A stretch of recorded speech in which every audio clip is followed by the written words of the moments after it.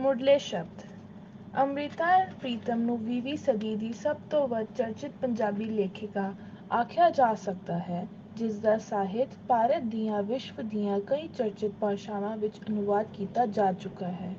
ਉਸ ਦੀਆਂ ਕਹਾਣੀਆਂ ਅਤੇ ਨਾਵਲਾਂ ਉੱਤੇ ਕਈ ਭਾਸ਼ਾਵਾਂ ਵਿੱਚ ਫਿਲਮਾਂ ਬਣ ਚੁੱਕੀਆਂ ਹਨ। ਉਹ ਇੱਕੋ ਸਮੇਂ ਕਵੀ, ਗਲਪਕਾਰ, ਵਾਰਤਾਕਾਰ, ਅਨੁਵਾਦਕ ਤੇ ਚਿੰਤਕ ਸੀ। ਉਸਨੇ ਵਿਸ਼ੇਸ਼ ਤੌਰ ਤੇ ਪੂਰਬੀ ਚਿੰਤਨ ਨੂੰ ਬਹੁਤ ਡੂੰਘੇ ਰੂਪ ਵਿੱਚ ਘੋਕਿਆ, ਵਿਦਵਾਨਾਂ ਨਾਲ ਸਮੇਂ-ਸਮੇਂ ਵਿਚਾਰ ਵਟਾਂਦਰਾ ਕੀਤਾ ਤੇ ਉਸ ਬਾਰੇ ਆਪਣੇ ਵਿਚਾਰ ਦਿੱਤੇ। ਕਈ ਪੱਖਾਂ ਤੇ ਵਿਸ਼ਲੇਸ਼ਣ ਕੀਤਾ। ਉਸ ਦਾ ਘਰ ਇਹਨਾਂ ਚਿੰਤਕਾਂ ਤੇ ਲੇਖਕਾਂ ਦਾ ਕੇਂਦਰ ਬਣਿਆ ਰਿਹਾ। ਉਸ ਦੀ ਪਤ੍ਰਿਕਾ ਨਾਗਮਣੀ ਨੇ ਲਗਾਤਾਰ ਕਈ ਵਰ੍ਹੇ ਸਾਹਿਤ ਉੱਤੇ ਆਪਣਾ ਪ੍ਰਭਾਵ ਕਾਇਮ ਕੀਤਾ। ਉਸਨੇ ਪਰੰਪਰਾ ਨੂੰ ਇੱਕ ਨਵੇਂ ਰਾਹ ਅਤੇ ਭਵਿੱਖ ਵੱਲ ਮੋੜਿਆ। ਅੰਮ੍ਰਿਤਾ ਦੇ ਸਾਹਿਤ ਬਾਰੇ ਭਾਵੇਂ ਕਈ ਭਾਸ਼ਾਵਾਂ ਵਿੱਚ ਲਿਖਿਆ ਗਿਆ, ਫਿਰ ਵੀ ਇਹ ਜਾਪਦਾ ਰਿਹਾ ਹੈ ਕਿ ਅਜਿਹੀ ਪੁਸਤਕ ਸਾਹਮਣੇ ਨਹੀਂ ਆਈ ਜਿਸ ਵਿੱਚ ਉਸ ਦੀ ਕਵਿਤਾ, ਗਲਪ, ਵਾਰਤਕ ਅਤੇ ਹੋਰ ਪ੍ਰਾਪਤੀਆਂ ਨੂੰ ਸਮੁੱਚੇ ਰੂਪ ਵਿੱਚ ਸੰਜਮਤਾ ਨਾਲ ਦੇਖਿਆ ਗਿਆ ਹੋਵੇ। ਇੱਥੇ ਪੁਜੇਵੇਂ ਰੂਪ ਵਿੱਚ ਇਹ ਯਤਨ ਕੀਤਾ ਜਾ ਰਿਹਾ ਹੈ। ਅੰਮ੍ਰਿਤਾ ਕਿਉਂਕਿ ਪ੍ਰਮੁੱਖ ਰੂਪ ਵਿੱਚ ਕਵੀ ਸੀ ਤੇ ਉਸਨੇ ਕਵੀ ਵਿਕਾਸ ਦੀ ਇੱਕ ਲੰਬੀ ਯਾਤਰਾ ਤੈਅ ਕੀਤੀ, ਜਿਸ ਵਿੱਚ ਕਈ ਤਬਦੀਲੀਆਂ ਵਾਪਰੀਆਂ। ਇਸ ਲਈ ਇਸ ਪੁਸਤਕ ਵਿੱਚ ਉਸ ਦੀ ਕਵਿਤਾ ਨੂੰ ਵੱਧ ਵਿਸਤਾਰ ਨਾਲ ਦੇਖਿਆ ਗਿਆ ਹੈ ਤੇ ਫਿਰ ਗਲਪ ਅਤੇ ਵਾਰਤਕ ਨੂੰ ਤਾਂ ਕਿ ਉਸਦੇ ਸਾਹਿਤ ਦਾ ਸੰਪੂਰਨ ਬਿੰਬ ਬਣਾਇਆ ਜਾ ਸਕੇ। ਹਰੇਕ ਪਾਠਕ ਤੱਕ ਪਹੁੰਚਣ ਲਈ ਸਰਲਤਾ ਦਾ ਧਿਆਨ ਰੱਖਿਆ ਗਿਆ ਹੈ। ਸੁਤਿੰਦਰ ਸਿੰਘ ਨੂਰ। ਅੰਮ੍ਰਿਤਾ ਪ੍ਰੀਤਮ ਦਾ ਜੀਵਨ ਤੇ ਰਚਨਾ। ਅੰਮ੍ਰਿਤਾ ਪ੍ਰੀਤਮ ਦਾ ਜਨਮ 31 ਅਗਸਤ 1919 ਨੂੰ ਗੁਜਰਾਂਵਾਲਾ, ਪਾਕਿਸਤਾਨ ਵਿੱਚ ਹੋਇਆ। ਉਸ ਦੇ ਪਿਤਾ ਦਾ ਨਾਂ ਕਰਤਾਰ ਸਿੰਘ ਹਿਤਕਾਰੀ ਅਤੇ ਮਾਤਾ ਦਾ ਨਾਂ ਰਾਜ ਕੌਰ ਸੀ। ਉਸ ਦੇ ਪਿਤਾ 19 ਸਾਲ ਦੀ ਉਮਰ ਵਿੱਚ ਸਾਧੂ ਬਣ ਗਏ ਸਨ ਤੇ ਉਹ ਭਗਵੇਂ ਕੱਪੜੇ ਪਾਉਣ ਲੱਗ ਪਏ ਸਨ। ਜਦੋਂ ਉਹਨਾਂ ਦਾ ਨਾਂ ਵੀ ਨੰਦ ਸਾਧੂ ਸੀ, ਪਰ ਡੇਰੇ ਆਉਂਦੀ ਇੱਕ ਸੁੰਦਰ ਮੁਟਿਆਰ ਰਾਜ ਨਾਲ ਉਹਨਾਂ ਨੂੰ ਇਸ਼ਕ ਹੋ ਗਿਆ ਤੇ ਉਹਨਾਂ ਨੇ ਉਸ ਨਾਲ ਵਿਆਹ ਕਰ ਲਿਆ। ਭਗਵੇਂ ਕੱਪੜੇ ਉਤਾਰ ਦਿੱਤੇ। ਕੁਝ ਦੇਰ ਸਕੂਲ ਵਿੱਚ ਅਧਿਆਪਨ ਕੀਤਾ। ਕੁਝ ਸਮਾਂ ਗੁਜਰਾਂਵਾਲਾ ਬਿਤਾਉਣ ਬਾਅਦ ਉਹ ਲਾਹੌਰ ਆ ਗਏ। ਗੁਜਰਾਂਵਾਲਾ ਹੀ 1919 ਵਿੱਚ ਅੰਮ੍ਰਿਤਾ ਦਾ ਜਨਮ ਹੋਇਆ। ਲਾਹੌਰ ਵਿੱਚ ਉਹਨਾਂ ਨੇ ਗੁਰਮਤਿ ਟਰੱਸਟ ਸੁਸਾਇਟੀ ਦਾ ਕੰਮ ਕੀਤਾ, ਕੁਝ ਟਰੈਕਟ ਸੰਵਾਦ ਕੀਤੇ, ਫਿਰ ਰਣਜੀਤ ਨਗਾਰਾ ਦਾ ਸੰਪਾਦਨ ਕੀਤਾ। ਉਦੋਂ ਕਰਤਾਰ ਸਿੰਘ ਆਪਣਾ ਤਖੱਲੁਸ ਪ੍ਰਯੋਗ ਲਿਖਦੇ ਸਨ। ਵਿਊਖ ਦਾ ਅਰਥ ਵੀ ਅੰਮ੍ਰਿਤ ਹੈ, ਇਸੇ ਲਈ ਉਹਨਾਂ ਨੇ ਆਪਣੀ ਬੇਟੀ ਦਾ ਨਾਂ ਵੀ ਅੰਮ੍ਰਿਤ ਰੱਖਿਆ। ਅੰਮ੍ਰਿਤਾ ਵੀ ਆਖਦੀ ਸੀ ਕਿ ਉਹ ਆਪਣੇ ਪਿਤਾ ਦੇ ਤਖੱਲੁਸ ਦਾ ਅਨੁਵਾਦ ਹੈ। ਅੰਮ੍ਰਿਤਾ ਅਜੇ 10 ਸਾਲ ਦੀ ਸੀ ਜਦੋਂ ਉਸਦੀ ਮਾਤਾ ਦਾ ਦੇਹਾਂਤ ਹੋ ਗਿਆ। ਅੰਮ੍ਰਿਤਾ ਦੇ ਅੰਦਰ ਕਵਿਤਾ ਉਦੋਂ ਹੀ ਜਾਗੀ। ਪਿਤਾ ਨੇ ਉਸਨੂੰ ਛੋਟੀ ਉਮਰ ਵਿੱਚ ਹੀ ਪੰਜਾਬੀ ਕਵਿਤਾ, ਛੰਦਬੰਦੀ ਦਾ ਗਿਆਨ ਦੇਣਾ ਸ਼ੁਰੂ ਕਰ ਦਿੱਤਾ ਸੀ। ਅੰਮ੍ਰਿਤਾ ਦੀ ਮਾਤਾ ਦੇ ਦੇਹਾਂਤ ਬਾਅਦ ਉਸਦੇ ਪਿਤਾ ਨੇ ਆਪਣਾ ਨਾਂ ਨਾਲ ਹਿਤਕਾਰੀ ਲਿਖਣਾ ਸ਼ੁਰੂ ਕਰ ਦਿੱਤਾ। ਘਰ ਦਾ ਮਾਹੌਲ ਧਾਰਮਿਕ ਸੀ ਅਤੇ ਇਸੇ ਮਾਹੌਲ ਦਾ ਅੰਮ੍ਰਿਤਾ ਉੱਤੇ ਪ੍ਰਭਾਵ ਵੀ ਪਿਆ। ਉਸਨੂੰ ਸਿੱਖ ਗੁਰੂਆਂ ਦੇ ਸੁਪਨੇ ਆਉਂਦੇ। ਬਾਅਦ ਵਿੱਚ ਅੰਮ੍ਰਿਤਾ ਨੇ ਆਪਣੀਆਂ ਕੁਝ ਲਿਖਤਾਂ ਵਿੱਚ ਇਹਨਾਂ ਸੁਪਨਿਆਂ ਨੂੰ ਬਿਆਨ ਵੀ ਕੀਤਾ। ਅੰਮ੍ਰਿਤਾ ਨੇ ਪਹਿਲ ਕਲਾਸੀਕਲ ਨਾਚ ਸਿੱਖਿਆ, ਉਸ ਵਿੱਚ ਰੁਚੀ ਲਈ, ਪਰ ਘਰਦਿਆਂ ਨੂੰ ਸਵੀਕਾਰ ਨਹੀਂ ਸੀ। ਫਿਰ ਸਿਤਾਰ ਸਿੱਖ ਕੇ ਸੰਗੀਤ ਵਿੱਚ ਰੁਚੀ ਲਈ, ਪਰ ਇਸਨੂੰ ਵੀ ਤਿਆਗਣਾ ਪਿਆ। ਕੁਝ ਦੇਰ ਫੋਟੋਗ੍ਰਾਫੀ ਵਿੱਚ ਦਿਲਚਸਪੀ ਰਹੀ, ਫਿਰ ਉਹੀ ਪੂਰੀ ਤਰ੍ਹਾਂ ਕਿਤਾਬਾਂ ਨਾਲ ਜੁੜ ਗਈ ਤੇ ਲਿਖਣ ਦੀ ਰੁਚੀ ਵਧਦੀ ਗਈ। ਉਹ 15 ਵਰ੍ਹੇ ਦੀ ਸੀ ਜਦੋਂ ਲਾਹੌਰ ਵਿੱਚ ਉਸਦੀ ਮੁਲਾਕਾਤ ਰਬਿੰਦਰਨਾਥ ਟੈਗੋਰ ਨਾਲ ਹੋਈ। ਉਸਨੇ ਉਹਨਾਂ ਨੂੰ ਆਪਣੀ ਕਵਿਤਾ ਸੁਣਾਈ ਤੇ ਉਹਨਾਂ ਤੋਂ ਭਵਿੱਖ ਲਈ ਅਸੀਸ ਪ੍ਰਾਪਤ ਕੀਤੀ। ਇਹ ਗੱਲ ਅੰਮ੍ਰਿਤਾ ਦੀ ਸਿਮਰਤੀ ਵਿੱਚ ਹਮੇਸ਼ਾ ਕਾਇਮ ਰਹੀ। ਅੰਮ੍ਰਿਤਾ ਨੇ 1932 ਵਿੱਚ ਪੰਜਾਬੀ ਦਾ ਵਿਦਵਾਨੀ ਦਾ ਇਮਤਿਹਾਨ ਪਾਸ ਕੀਤਾ। 1933 ਵਿੱਚ ਗਿਆਨੀ ਕੀਤੀ। Khalsa school for girls Lahore ਤੋਂ 10ਵੀਂ ਕੀਤੀ। ਬਿਮਾਰ ਹੋ ਜਾਣ ਕਰਕੇ FA ਦਾ ਇਮਤਿਹਾਨ ਦਿੱਤਾ MA ਦਾ ਇਮਤਿਹਾਨ ਦਿੱਤਾ, ਪਰ ਉਸ ਪਿੱਛੋਂ ਕਈ ਹੋਰ ਪ੍ਰੀਖਿਆ ਨਾ ਦਿੱਤੀ। ਇਸ ਸਮੇਂ ਪਿਤਾ ਨੇ ਭਾਸ਼ਾ ਸਾਹਿਤ ਦੇ ਗਿਆਨ ਵਿੱਚ ਨਿਪੁੰਨ ਕਰਨਾ ਸ਼ੁਰੂ ਕਰ ਦਿੱਤਾ। ਅੰਮ੍ਰਿਤਾ ਦੀਆਂ ਕੁਝ ਮੁੱਢਲੀਆਂ ਕਵਿਤਾਵਾਂ ਰਣਜੀਤ ਨਗਾਰਾ ਵਿੱਚ ਛਪੀਆਂ। 1936 ਵਿੱਚ ਅੰਮ੍ਰਿਤਾ ਦਾ ਵਿਆਹ ਪ੍ਰੀਤਮ ਸਿੰਘ ਕਵਾਤੜਾ ਨਾਲ ਹੋਇਆ ਤੇ ਪ੍ਰੀਤਮ ਸਿੰਘ ਦੇ ਨਾਂ ਤੋਂ ਹੀ ਅੰਮ੍ਰਿਤਾ ਨੇ ਆਪਣਾ ਨਾਮ ਅੰਮ੍ਰਿਤਾ ਪ੍ਰੀਤਮ ਲਿਖਣਾ ਸ਼ੁਰੂ ਕੀਤਾ। ਅੰਮ੍ਰਿਤਾ ਨੇ ਵਿਆਹਿਕ ਜੀਵਨ ਵਿੱਚੋਂ 2 ਬੱਚਿਆਂ, ਪੁੱਤਰ ਸਵਰਾਜ ਅਤੇ ਪੁੱਤਰੀ ਕੰਦਲਾ ਨੂੰ ਜਨਮ ਦਿੱਤਾ। 1938 ਵਿੱਚ ਅੰਮ੍ਰਿਤਾ ਨੇ ਆਪਣੇ ਪਿਤਾ ਦੀ ਰੇਖ-ਦੇਖ ਵਿੱਚ ਇੱਕ ਮਾਸਿਕ ਪੱਤਰ ਨਵੀਂ ਦੁਨੀਆ ਵੀ ਪ੍ਰਕਾਸ਼ਿਤ ਕਰਨਾ ਸ਼ੁਰੂ ਕੀਤਾ, ਪਰ 2 ਕੁ ਸਾਲਾਂ ਬਾਅਦ ਇਹ ਬੰਦ ਹੋ ਗਿਆ। 1938 ਵਿੱਚ ਹੀ Amrita All India Radio Lahore ਨਾਲ ਸੰਬੰਧਿਤ ਹੋ ਗਈ। ਉਦੋਂ ਉਸ ਲਗਾਤਾਰ ਕਵਿਤਾ ਵੀ ਲਿਖ ਰਹੀ ਸੀ ਤੇ ਰੇਡੀਓ ਲਈ ਵੀ ਗੀਤ ਸੰਗੀਤ ਰੂਪਕਾਂ ਅਤੇ ਸਾਹਿਤ ਦਾ ਇੱਕ ਪ੍ਰੋਗਰਾਮ ਤਿਆਰ ਕਰਦੀ ਰਹੀ। ਉਸਨੇ ਸਰੋਤਿਆਂ ਨੂੰ ਕੀਲ ਲਿਆ ਤੇ ਉਸ ਬਾਰੇ ਕਰ ਚਰਚਾ ਹੋਣ ਲੱਗੀ। 1947 ਤੱਕ ਅੰਮ੍ਰਿਤਾ ਆਲ ਇੰਡੀਆ ਲਾਹੌਰ ਨਾਲ ਸੰਬੰਧਿਤ ਰਹੀ। ਜਦੋਂ 1947 ਵਾਪਰਿਆ ਤਾਂ ਇਸ ਤਬਾਹੀ, ਲੁੱਟ ਖਸੁੱਟ, ਕਤਲੇਆਮ ਤੇ ਉਜਾੜੇ ਨੇ ਅੰਮ੍ਰਿਤਾ ਨੂੰ ਝੰਜੋੜ ਕੇ ਰੱਖ ਦਿੱਤਾ। ਇਤਿਹਾਸ ਵਿੱਚ ਇੰਨਾ ਵੱਡਾ ਤੇ ਭਿਆਨਕ ਦੁਖਾਂਤ ਕਦੀ ਨਹੀਂ ਸੀ ਵਾਪਰਿਆ। ਅੰਮ੍ਰਿਤਾ ਨੂੰ ਵੀ ਸਣੇ ਪਰਿਵਾਰ ਉਜੜਨਾ ਪਿਆ, ਲਾਹੌਰ ਛੱਡਣਾ ਪਿਆ। ਪਹਿਲਾ ਪਰਿਵਾਰ ਦੇਹਰਾਦੂਨ ਵਸਿਆ ਤੇ ਫਿਰ ਦਿੱਲੀ। ਇਸ ਦੌਰ ਵਿੱਚ ਅੰਮ੍ਰਿਤਾ ਕਵਿਤਾ ਦੇ ਨਾਲ ਨਾਲ ਗਲਪ ਤੇ ਹੋਰ ਵਾਰਤਕ ਵਿੱਚ ਰੁਚੀ ਹੋ ਗਈ। 1948 ਵਿੱਚ Amrita All India radio Delhi ਵਿੱਚ ਅਨਾਉਂਸਰ ਤੇ ਫਿਰ ਪੰਜਾਬੀ ਪ੍ਰੋਗਰਾਮ ਦੀ ਇੰਚਾਰਜ ਬਣੀ। ਉਸਨੇ ਇਹਨਾਂ ਪ੍ਰੋਗਰਾਮ ਵਿੱਚ ਐਸੀ ਜਾਨ ਪਾਈ ਕਿ ਰੇਡੀਓ ਦੇ ਇਹਨਾਂ ਪ੍ਰੋਗਰਾਮਾਂ ਨੂੰ ਹਰ ਸਵੇਰ ਲੋਕ ਉਡੀਕਣ ਲੱਗੇ। ਅੰਮ੍ਰਿਤਾ ਦਾ ਪਰਿਵਾਰ ਦਿੱਲੀ ਆਇਆ ਤਾਂ ਪਹਿਲਾਂ ਪਟੇਲ ਨਗਰ ਵਿੱਚ ਤੇ ਫਿਰ ਹੌਸ ਖਾਸ ਵਿੱਚ ਰਹਿਣ ਲੱਗਾ। K25 ਹੌਸ ਖਾਸ ਦਾ ਪਤਾ ਸਾਰੇ ਲੇਖਕਾਂ ਵਿੱਚ ਚਰਚਿਤ ਹੋ ਗਿਆ। ਉਸਦਾ ਘਰ ਲੇਖਕਾਂ ਦਾ ਮੱਕਾ ਬਣ ਗਿਆ। ਜਦੋਂ ਉਸਨੇ 1966 ਵਿੱਚ ਇਮਰੋਜ਼ ਇੰਦਰਜੀਤ ਨਾਲ ਰਲ ਕੇ ਨਾਗਮਣੀ ਦਾ ਪ੍ਰਕਾਸ਼ ਸ਼ੁਰੂ ਕੀਤਾ ਤਾਂ ਲੇਖਕ ਇਸ ਪਤ੍ਰਿਕਾ ਨਾਲ ਜੁੜ ਗਏ। ਨਾਗਮਣੀ ਦੇ ਦਿੱਖ, ਸ਼ੈਲੀ ਤੇ ਅੰਦਾਜ਼ ਆਪਣੇ ਸਨ। ਕਿਸੇ ਸਥਿਤ ਵਿਚਾਰਧਾਰਾ ਨਾਲ ਇਸ ਦਾ ਸੰਬੰਧ ਨਹੀਂ ਸੀ। ਵਿਚਾਰਾਂ ਦੀ ਸੁਤੰਤਰਤਾ ਸੀ, ਨਵੇਂ ਸਾਹਿਤ ਨਾਲ ਖਾਸ ਮੋਹ ਸੀ, ਭਾਰਤੀ ਸਾਹਿਤ ਪਰੰਪਰਾ ਅਤੇ ਗਿਆਨ ਵੱਲ ਰੁਚੀ ਸੀ। ਨਾਗਮਣੀ ਦਾ ਪ੍ਰਕਾਸ਼ਨ 2002 ਤੱਕ ਰਿਹਾ। ਅੰਮ੍ਰਿਤਾ ਕੁਝ ਦੇਰ ਲਈ ਆਲ ਇੰਡੀਆ ਰੇਡੀਓ ਦਿੱਲੀ ਤੇ ਅਸਤੀਫਾ ਦੇ ਕੇ ਮੁੰਬਈ ਵੀ ਚਲੀ ਗਈ, ਪਰ ਫਿਰ ਵਾਪਸ ਆ ਗਈ ਤੇ ਫਿਰ ਦਿੱਲੀ ਹੀ ਸਾਹਿਤ ਸਿਰਜਣ ਵਿੱਚ ਲੀਨ ਰਹੀ। ਉਸ ਸਮੇਂ ਰੂਸ, ਹੰਗਰੀ, ਬੁਲਗੇਰੀਆ, ਯੂਗੋਸਲਾਵੀਆ, ਰੋਮਾਨੀਆ ਤੇ ਕਈ ਹੋਰ ਦੇਸ਼ਾਂ ਦੀ ਯਾਤਰਾ ਕੀਤੀ ਅਤੇ ਸਨਮਾਨ ਪ੍ਰਾਪਤ ਕੀਤੇ। ਉਸ ਦੀਆਂ ਪੁਸਤਕਾਂ ਬਹੁਤ ਸਾਰੀਆਂ ਭਾਸ਼ਾਵਾਂ ਵਿੱਚ ਅਨੁਵਾਦ ਹੋਈਆਂ। ਉਸਨੇ ਬਾਹਰ ਦੇ ਲੇਖਕਾਂ ਅਤੇ ਸਾਹਿਤ ਬਾਰੇ ਲਿਖਿਆ। ਅੰਮ੍ਰਿਤਾ ਪ੍ਰੀਤਮ ਨੂੰ ਭਾਰਤ ਵਿੱਚ ਵੀ ਕਈ ਪੁਰਸਕਾਰ, ਮਾਨ ਸਨਮਾਨ ਪ੍ਰਾਪਤ ਹੋਏ। 1956 ਵਿੱਚ ਕਵੀ ਸੰਗ੍ਰਹਿ ਸੁਨੇਹੜੇ ਲਈ ਭਾਰਤੀ ਸਾਹਿਤ ਅਕਾਦਮੀ ਦਾ ਪੁਰਸਕਾਰ ਮਿਲਿਆ। 1958 ਵਿੱਚ ਭਾਸ਼ਾ ਵਿਭਾਗ ਵੱਲੋਂ ਸ਼੍ਰੋਮਣੀ ਪੰਜਾਬੀ ਸਾਹਿਤਕਾਰ ਦਾ ਸਨਮਾਨ ਮਿਲਿਆ। 1969 ਵਿੱਚ ਭਾਰਤ ਸਰਕਾਰ ਵੱਲੋਂ ਪਦਮ ਸ਼੍ਰੀ ਨਾਲ ਸਨਮਾਨਿਤ ਕੀਤਾ ਗਿਆ। 1952 ਵਿੱਚ ਭਾਰਤੀ ਗਿਆਨ ਪੀਠ ਦਾ ਇਨਾਮ ਪ੍ਰਾਪਤ ਹੋਇਆ। 1986 ਵਿੱਚ ਰਾਜ ਸਭਾ ਦਾ ਮੈਂਬਰ ਬਣਾਇਆ ਗਿਆ। 6 ਯੂਨੀਵਰਸਿਟੀਆਂ ਤੇ ਸਮੇਂ ਡੀ.ਲਿਟ ਦੀ ਉਪਾਧੀ ਪ੍ਰਾਪਤ ਕੀਤੀ। 2002 ਵਿੱਚ ਪੰਜਾਬ ਸਰਕਾਰ ਨੇ ਲਾਈਫ ਟਾਈਮ ਅਚੀਵਮੈਂਟ ਨਾਲ ਸਨਮਾਨ ਦਿੰਦਿਆਂ 15 ਲੱਖ ਰੁਪਏ ਭੇਟ ਕੀਤੇ। 2003 ਵਿੱਚ ਉਸਦੇ ਨਾਵਲ ਪਿੰਜਰ ਤੇ ਬਣੀ ਫਿਲਮ ਦਾ ਖੂਬ ਚਰਚਾ ਹੋਇਆ। ਉਵੇਂ ਅੰਮ੍ਰਿਤਾ ਦੇ ਜੀਵਨ ਅਤੇ ਰਚਨਾ ਉੱਤੇ 4 ਫਿਲਮਾਂ ਬਣੀਆਂ ਗਈਆਂ। ਟੀਵੀ ਸੀਰੀਅਲ ਵੀ ਇਸ ਵਿੱਚ ਸ਼ਾਮਿਲ ਕਰ ਲਏ ਜਾਣ ਤੇ ਉਸਦੀਆਂ ਕਹਾਣੀਆਂ ਤੇ ਨਾਵਲਾਂ ਤੇ 10 ਫਿਲਮਾਂ ਬਣੀਆਂ ਤੇ ਉਸਦਾ ਸਾਹਿਤ ਸੰਸਾਰ ਦੀਆਂ 34 ਭਾਸ਼ਾਵਾਂ ਵਿੱਚ ਅਨੁਵਾਦ ਹੋਇਆ। 2004 ਵਿੱਚ ਉਸਨੂੰ ਭਾਰਤੀ ਸਾਹਿਤ ਅਕਾਦਮੀ ਤੋਂ ਫੈਲੋਸ਼ਿਪ ਦਿੱਤੀ ਗਈ। 2005 ਵਿੱਚ ਭਾਰਤੀ ਸਰਕਾਰ ਨੇ ਇੱਕ ਵਾਰ ਫਿਰ ਪਦਮ ਵਿਭੂਸ਼ਣ ਨਾਲ ਸਨਮਾਨਿਤ ਕੀਤਾ ਤੇ 2005 ਵਿੱਚ ਉਸਦੀ ਨਾਵਲ ਪਿੰਜਰ ਫ੍ਰੈਂਚ ਅਨੁਵਾਦ ਲਈ ਪੈਰਿਸ ਦਾ ਸਾਹਿਤ ਪੁਰਸਕਾਰ ਪ੍ਰਦਾਨ ਕੀਤਾ ਗਿਆ ਤੇ ਇਉਂ ਅੰਮ੍ਰਿਤਾ ਜਦੋਂ ਆਪਣੇ ਅੰਤਲੇ ਵਰ੍ਹਿਆਂ ਵਿੱਚ ਬਿਮਾਰ ਸੀ, ਉਦੋਂ ਤੱਕ ਉਸਨੂੰ ਮਾਨ ਸਨਮਾਨ ਵੀ ਮਿਲਦੇ ਰਹੇ ਤੇ ਉਹ ਰਚਨਾ ਵਿੱਚ ਸਰਗਰਮ ਰਹੀ।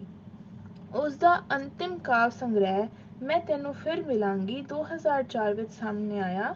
30 ਅਕਤੂਬਰ 2005 ਨੂੰ ਕੁਝ ਸਮਾਂ ਬਿਮਾਰ ਰਹਿਣ ਬਾਅਦ ਉਸ ਦਾ ਦੇਹਾਂਤ ਹੋ ਗਿਆ। ਅੰਮ੍ਰਿਤਾ ਪ੍ਰੀਤਮ ਆਪਣੇ ਜੀਵਨ ਕਾਲ ਵਿੱਚ ਇੱਕ ਮਿਥ ਦੀ ਨਾਇਕਾ ਵਾਂਗ ਸਥਾਪਿਤ ਹੁੰਦੀ ਗਈ। ਉਹ ਲੇਖਕਾਂ ਤੇ ਹੋਰ ਸ਼ਖਸੀਅਤਾਂ 'ਚ ਚਰਚਿਤ ਰਹੀ। ਉਸਨੇ ਆਪਣੀ ਸਵੈ ਜੀਵਨੀ ਰਸੀ ਦੀ ਟਿਕਟ, ਹੋਰ ਮੁਲਾਕਾਤਾਂ ਲਿਖਤਾਂ ਵਿੱਚ ਆਪਣੇ ਰਿਸ਼ਤੇ ਨਾਤਿਆਂ ਮੁਹੱਬਤਾਂ ਉਹਨਾਂ ਬਾਰੇ ਲਿਖੀਆਂ ਕਵਿਤਾਵਾਂ ਤੇ ਹੋਰ ਸਾਹਿਤ ਨੂੰ ਵੀ ਸਵੀਕਾਰ ਕੀਤਾ। ਆਪਣੀ ਸੁਤੰਤਰਤਾ ਸਮਾਜਿਕ ਵਿਦਰੋਹ ਦੀ ਗੱਲ ਕੀਤੀ। ਆਪਣੇ ਜੀਵਨ ਸਾਥੀ ਪ੍ਰੀਤਮ ਸਿੰਘ ਤੋਂ ਜਦੋਂ ਉਸਨੂੰ ਮਾਨਸਿਕ ਵਿੱਥ ਮਹਿਸੂਸ ਕੀਤੀ ਤਾਂ ਉਹ ਸੰਬੰਧ ਖਤਮ ਕਰ ਦਿੱਤੇ ਤੇ ਇਮਰੋਜ਼ ਤੇ ਉਹ ਇਕੱਠੇ ਰਹਿਣ ਲੱਗੇ।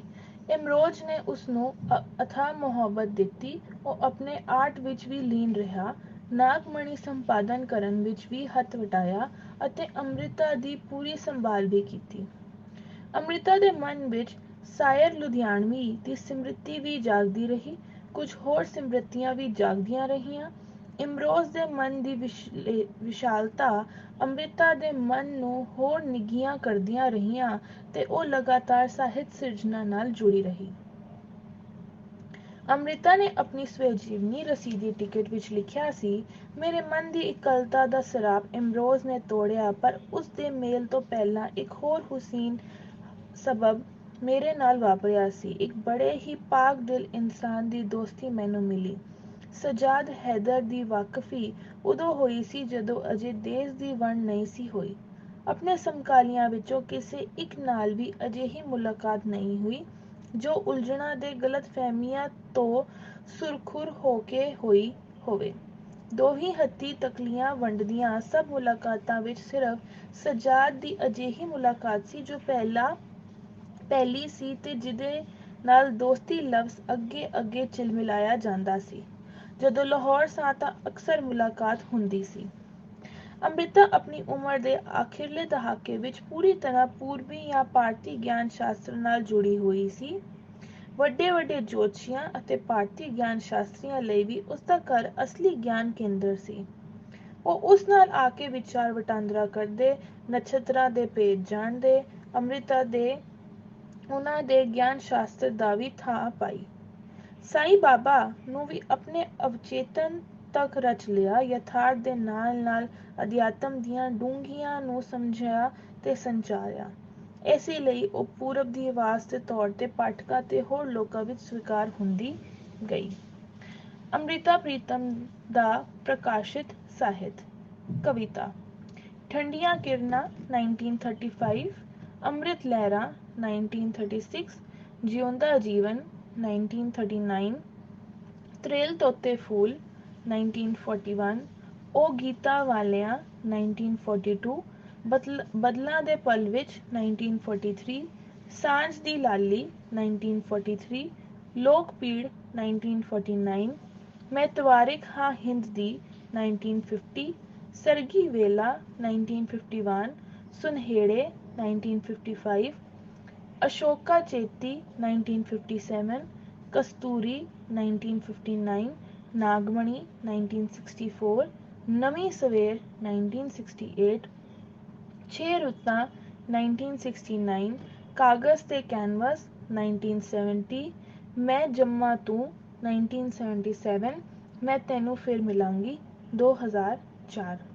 ਗਲਪ ਨਾਵਲ, ਜੈਸ਼ਰੀ 1946, ਡਾਕਟਰ ਦੇਵ 1949, ਪਿੰਜਰ 1959, ਆਲਣਾ 1952, ਆਸ਼ੂ 1958, ਇੱਕ ਸਵਾਲ 1959, ਪੁਲਾਵਾ 1960, ਵਨ ਦਰਵਾਜ਼ਾ 1961, ਰੰਗ ਦਾ ਪੱਤਾ 1963, ਇੱਕ ਸੀ ਅਨੀਤਾ 1964, ਚੌਕ ਨੰਬਰ 36 1964, ਧਰਤੀ ਸਾਗਰ ਤੇ ਸਿੱਪੀਆਂ 1965, ਦਿੱਲੀ ਦੀਆਂ ਗਲੀਆਂ 1968, ਧੁੱਪ ਦੀ ਕਤਾਰ 1969, ਜਲਾਵਤਨ 1970, ਯਾਤਰੀ 1971, ਜੇਬ ਕਤਰੇ 1971, ਪੱਕੀ ਹਵੇਲੀ 1972, ਅੱਕ ਦਾ ਬੂਟਾ 1972, ਅੱਗ ਦੀ ਲਕੀਰ 1973, ਕੱਚੀ ਸੜਕ 1974, ਕੋਈ ਨਹੀਂ ਜਾਣਦਾ 1975, ਉਹਨਾਂ ਦੀ ਕਹਾਣੀ 1977, 13ਵਾਂ ਸੂਰਜ 1977, 49 ਦਿਨ 1978, ਕੋਰੇ ਕਾਗਜ਼ 1982 ਆਦਿ। ਗਲਪ ਕਹਾਣੀਆਂ 26 ਵਰੇ ਬਾਅਦ 1943, ਕੁੰਜੀਆਂ 1944, ਆਖਰੀ ਖਤ 1956, ਗੋਜਰਾ ਦੀਆਂ ਪਰੀਆਂ 1960, ਚਾਨਣ ਦਾ ਹੋਕਾ 1962, ਜੰਗਲੀ ਬੂਟਾ 1968, ਅਜਨਬੀ 1970, ਹੀਰੇ ਦੀ ਕਹਾਣੀ 1977, ਲਾਟੀਆਂ ਦੀ ਛੋਕਰੀ 1977, 5 ਵਰੇ ਲੰਬੀ ਸੜਕ 1978 ਆਦਿ। ਵਾਰਤਕ ਭਾਰਤ ਤੇ ਉਸਾਰਿਆ, ਕਾਲਾ ਗੁਲਾਬ, ਦਸਤਾਵੇਜ਼, ਰਸੀਦੀ ਟਿਕਟ, ਬਰੀਆਂ ਚਰੋਲੇ, ਅੱਗ ਦੀਆਂ ਲੀਕਾਂ, ਇੱਕ ਪੱਤੀਆਂ ਦਾ ਗੁਲਾਬ, ਲਾਲ ਤਾਗੇ ਦਾ ਰਿਸ਼ਤਾ, ਦਰਵੇਸ਼ਾਂ ਦੀ ਮਹਿੰਦੀ, ਕਾਲ ਚੇਤਨਾ, ਆਵਾਜ਼ ਦੀ ਦੁਨੀਆ, ਉੱਠ ਨਹੀਂ ਸਾਹਿਬਾ ਸੁੱਤੀਏ, ਪ੍ਰਤੀਕ ਵਿਗਿਆਨ, ਸੱਤ ਮੁਸਾਫਰ, ਆਸ਼ਕ ਪੋਰੇ, ਫਕੀਰ ਦੇ ਨਾਗ ਕਾਲੇ, ਥਾਰੀ ਵਿਕਟ ਨਗਰੀ ਆ, ਦੇਖ ਕਬੀਰਾ, ਪ੍ਰਸ਼ਨ ਲੀਲਾ, ਮੇਰੇ ਕਾਲ ਮੁਕਤ ਸਮਕਾਲੀ, ਇੱਕ ਉਦਾਸ ਕਿਤਾਬ ਆਦਿ। ਅੰਮ੍ਰਿਤਾ ਨੇ ਕੁਝ ਪੁਸਤਕਾਂ ਸਿੱਧੀਆਂ ਹਿੰਦੀ ਵਿੱਚ ਵੀ ਲਿਖੀਆਂ। ਇੱਕ ਥੀ ਸਾਰਾ ਮਨ ਮਿਰਜ਼ਾ, ਤਨ ਸਾਹਿਬਾ, ਸੰਸਥਾਨ ਦਾ ਗਾਥਾ, ਅਗਿਆਤ ਦੀ ਨਿਮਰਤਣਾ, ਅਕਸਰੋ ਦੀ ਸਾਏ, ਸਤਵੀਂ ਕਿਰਨ, ਇਸ਼ਕ ਸਨਰਾਮਾ ਆਦਿ। ਉਸੇ ਦੀਆਂ ਕਵਿਤਾਵਾਂ ਵਿਦੇਸ਼ੀ ਭਾਸ਼ਾਵਾਂ ਬੁਲਗੇਰੀਆ, ਯੂਗੋਸਲਾਵੀਆ, ਪੋਲਿਸ਼, ਅਲਬੇਨੀਆ, ਸਪੈਨਿਸ਼ ਵਿੱਚ ਅਨੁਵਾਦ ਹੋਈਆਂ।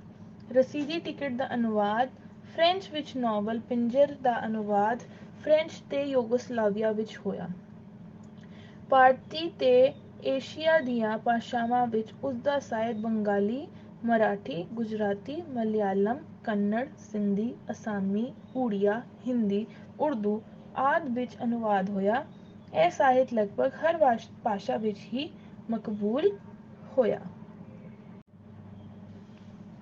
ਅੰਮ੍ਰਿਤਾ ਪ੍ਰੀਤਮ ਦੀ ਕਵਿਤਾ, ਮੁੱਢਲੇ ਦੌਰ ਦੀ ਪਰੰਪਰਕ ਕਵਿਤਾ। ਅੰਮ੍ਰਿਤਾ ਪ੍ਰੀਤਮ ਦੀ ਕਵਿਤਾ ਨੂੰ ਵਿਕਾਸ ਦੀ ਦ੍ਰਿਸ਼ਟੀ ਤੋਂ ਦੇਖਣਾ ਚਾਹੀਦਾ ਹੈ। ਉਸ ਦੀ ਕਵਿਤਾ ਵਿੱਚ ਕਈ ਤਬਦੀਲੀਆਂ ਵਾਪਰੀਆਂ ਰਹੀਆਂ।